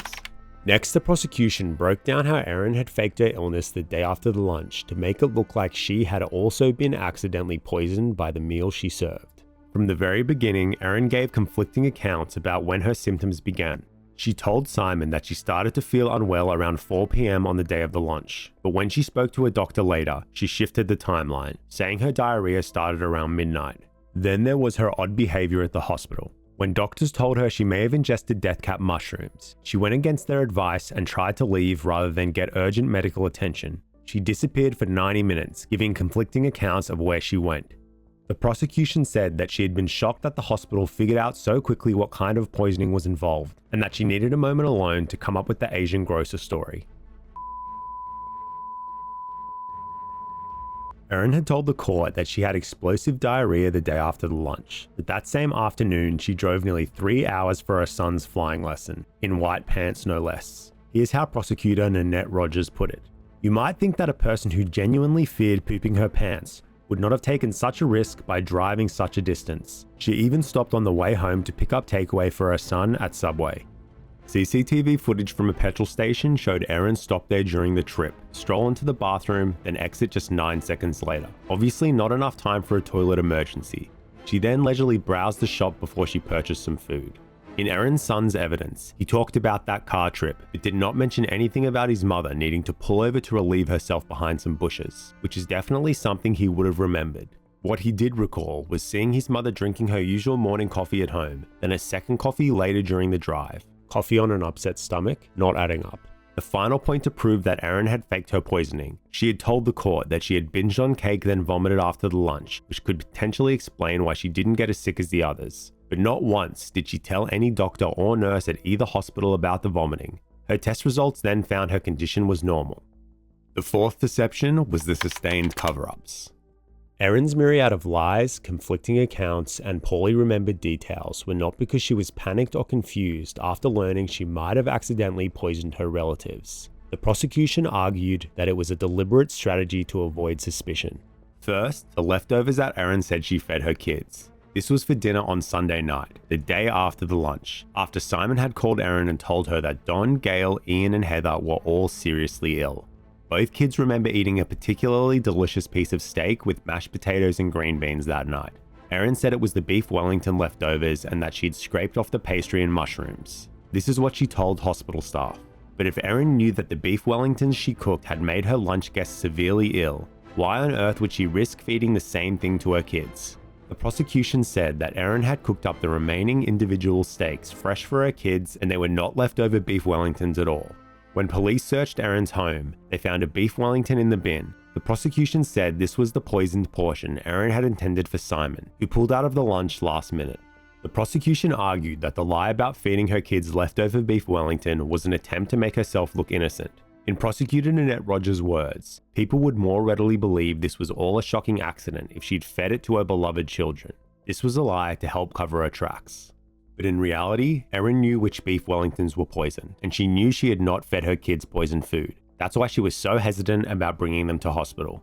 Next in Erin's sustained cover-ups was the food dehydrator. Not only did it have her fingerprints on it, but forensic testing confirmed it contained traces of death cap mushroom toxins. Photos from Erin's phone showed she had dried mushrooms with it. Text messages showed that she had hidden powdered mushrooms in her kids' food. She dumped the dehydrator at the tip because she knew it would connect her to the poison she had deliberately made and hidden in the beef Wellingtons. And finally, the mobile phones. Her main phone that she was seen using in hospital CCTV footage was never found. One of the phones she did hand over to police had been factory reset 4 times on the day of the police search. What other reason would she have for erasing her digital footprint other than to get rid of incriminating photos and other evidence?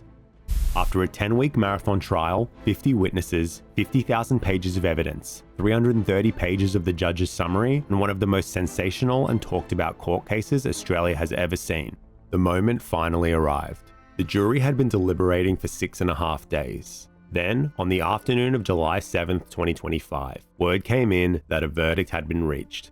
Inside the courtroom, Erin Patterson sat flanked by 2 security guards as she waited to hear her fate. Her eyes were closed as she took deep, steady breaths. When the verdicts were read out, Erin was completely still and expressionless. There were no tears or any visible reaction at all as she was found guilty of the murder of Don Patterson, Gail Patterson, and Heather Wilkinson, and guilty of the attempted murder of Ian Wilkinson. Her defense team exchanged defeated looks. As of this video's upload in August 2025, Erin Patterson has not yet been sentenced. In the middle of making this video, on the 8th of August, a media suppression order was lifted, which meant that materials and details the jury were not allowed to hear were finally made public. The most damning revelation from the pre-trial hearings was that Simon Patterson had long suspected Erin of trying to poison him. He and police alleged that she'd made multiple attempts in 2021 and 2022. Those allegations formed the basis of 3 separate attempted murder charges that were dropped the day before the trial. According to the prosecution, these alleged poisoning attempts all happened when Erin and Simon went away together without their kids. Simon told the court he became violently ill 3 times after eating meals Erin had prepared, beginning with a Tupperware container of penne pasta in November 2021. The worst episode was in May 2022 during a camping trip. Erin had prepared a chicken curry for her and Simon to eat. Afterwards, Simon became so sick that he ended up in a coma for weeks and had to have part of his bowel removed. Then in September 2022, Simon once again became severely ill after eating a veggie wrap that Erin had made him while they were on holidays together. He passed out and experienced slurred speech and seizures. These incidents all happened before Simon had listed himself as single on his tax paperwork and before they started fighting about child support. An intensive care specialist who reviews Simon's medical records concluded that one of these hospital admissions was consistent with barium carbonate poisoning, chemical most commonly used as rat poison. Police later found internet searches for barium carbonate on Erin's computer. Simon told the court that he had shared his concerns and suspicions about Erin with his wider family and his GP, Dr. Christopher Ford, who agreed it was feasible that he had been poisoned deliberately. However, Simon said he believed he was Erin's only target and that no one else was in danger, which is why he didn't warn his parents or the Wilkinsons before they agreed to attend the Beef Wellington lunch. As we know, Simon had pulled out of the lunch the day before. He told the pre-trial, "I thought there'd be a risk that she'd poison me if I attended." The morning after the lunch, Simon told Dr. Ford that Erin's guests had fallen ill and that he believed they'd been poisoned. Dr. Ford went to the hospital to visit Don and Gail, where Don was holding a jar of his own vomit, keeping it in case it could be used as evidence. Another finding that was ruled inadmissible at the trial was a post that Erin had made in a Facebook group called Poison Help, Emergency Identification for Mushrooms and Plants back in 2020. She wrote, "My cat chewed on this mushroom just now. He is having a vomit. Was in grassland near trees. I'm in Victoria, Australia." The prosecutor pointed out, quote, "The accused has never owned a cat." In the aftermath of the trial, Australians did what we do best and made jokes about the whole thing. Group chats joked about recreating the lunch, memes flew around social media, countless opinion pieces were published, Reddit threads speculated about Erin's psychology because there was still one glaring unanswered question. Why did she do it? Under Victorian law, the prosecution wasn't required to prove her motive, just intent beyond a reasonable doubt, and they did that. But still, there had to be a reason. Erin's group chat messages revealed deep-rooted frustration and resentment towards her husband and his family, but those feelings are hardly unique. Plenty of couples fight about child support and clash with their in-laws, and Erin's in-laws, by all accounts, were nice people. Money didn't seem to be a motive here either, with Erin's multi-million-dollar property portfolio. And why did she even target the Wilkinsons? They hardly even knew each other. Was it some kind of twisted power move? An attempt at putting her true crime knowledge to the test to outsmart police and see if she could get away with murder at the cost of taking away her children's loving grandparents? After the trial, Ian Wilkinson returned to the Corumburra Baptist Church, giving sermons as usual. He welcomed the influx of new faces, but didn't mention the trial. A surge of true crime tourists forced both Simon and Ian to put up signs on their front doors, warning people not to trespass. Erin's Leongatha house was wrapped in black plastic sheeting as a privacy screen. Prosecutors barred the house from being sold so it may be used in future compensation claims. Nagi Mayahashi, author of the Beef Wellington recipe, said she was devastated her work was tangled in the tragedy and asked for privacy. Books are being written, a TV drama based on the case is being developed. In the end, 2 children lost their grandparents. Simon lost both his parents and his aunt. Ian lost his wife of 39 years. And a tight-knit community lost 3 of its most generous and beloved pillars. And we may never truly understand why.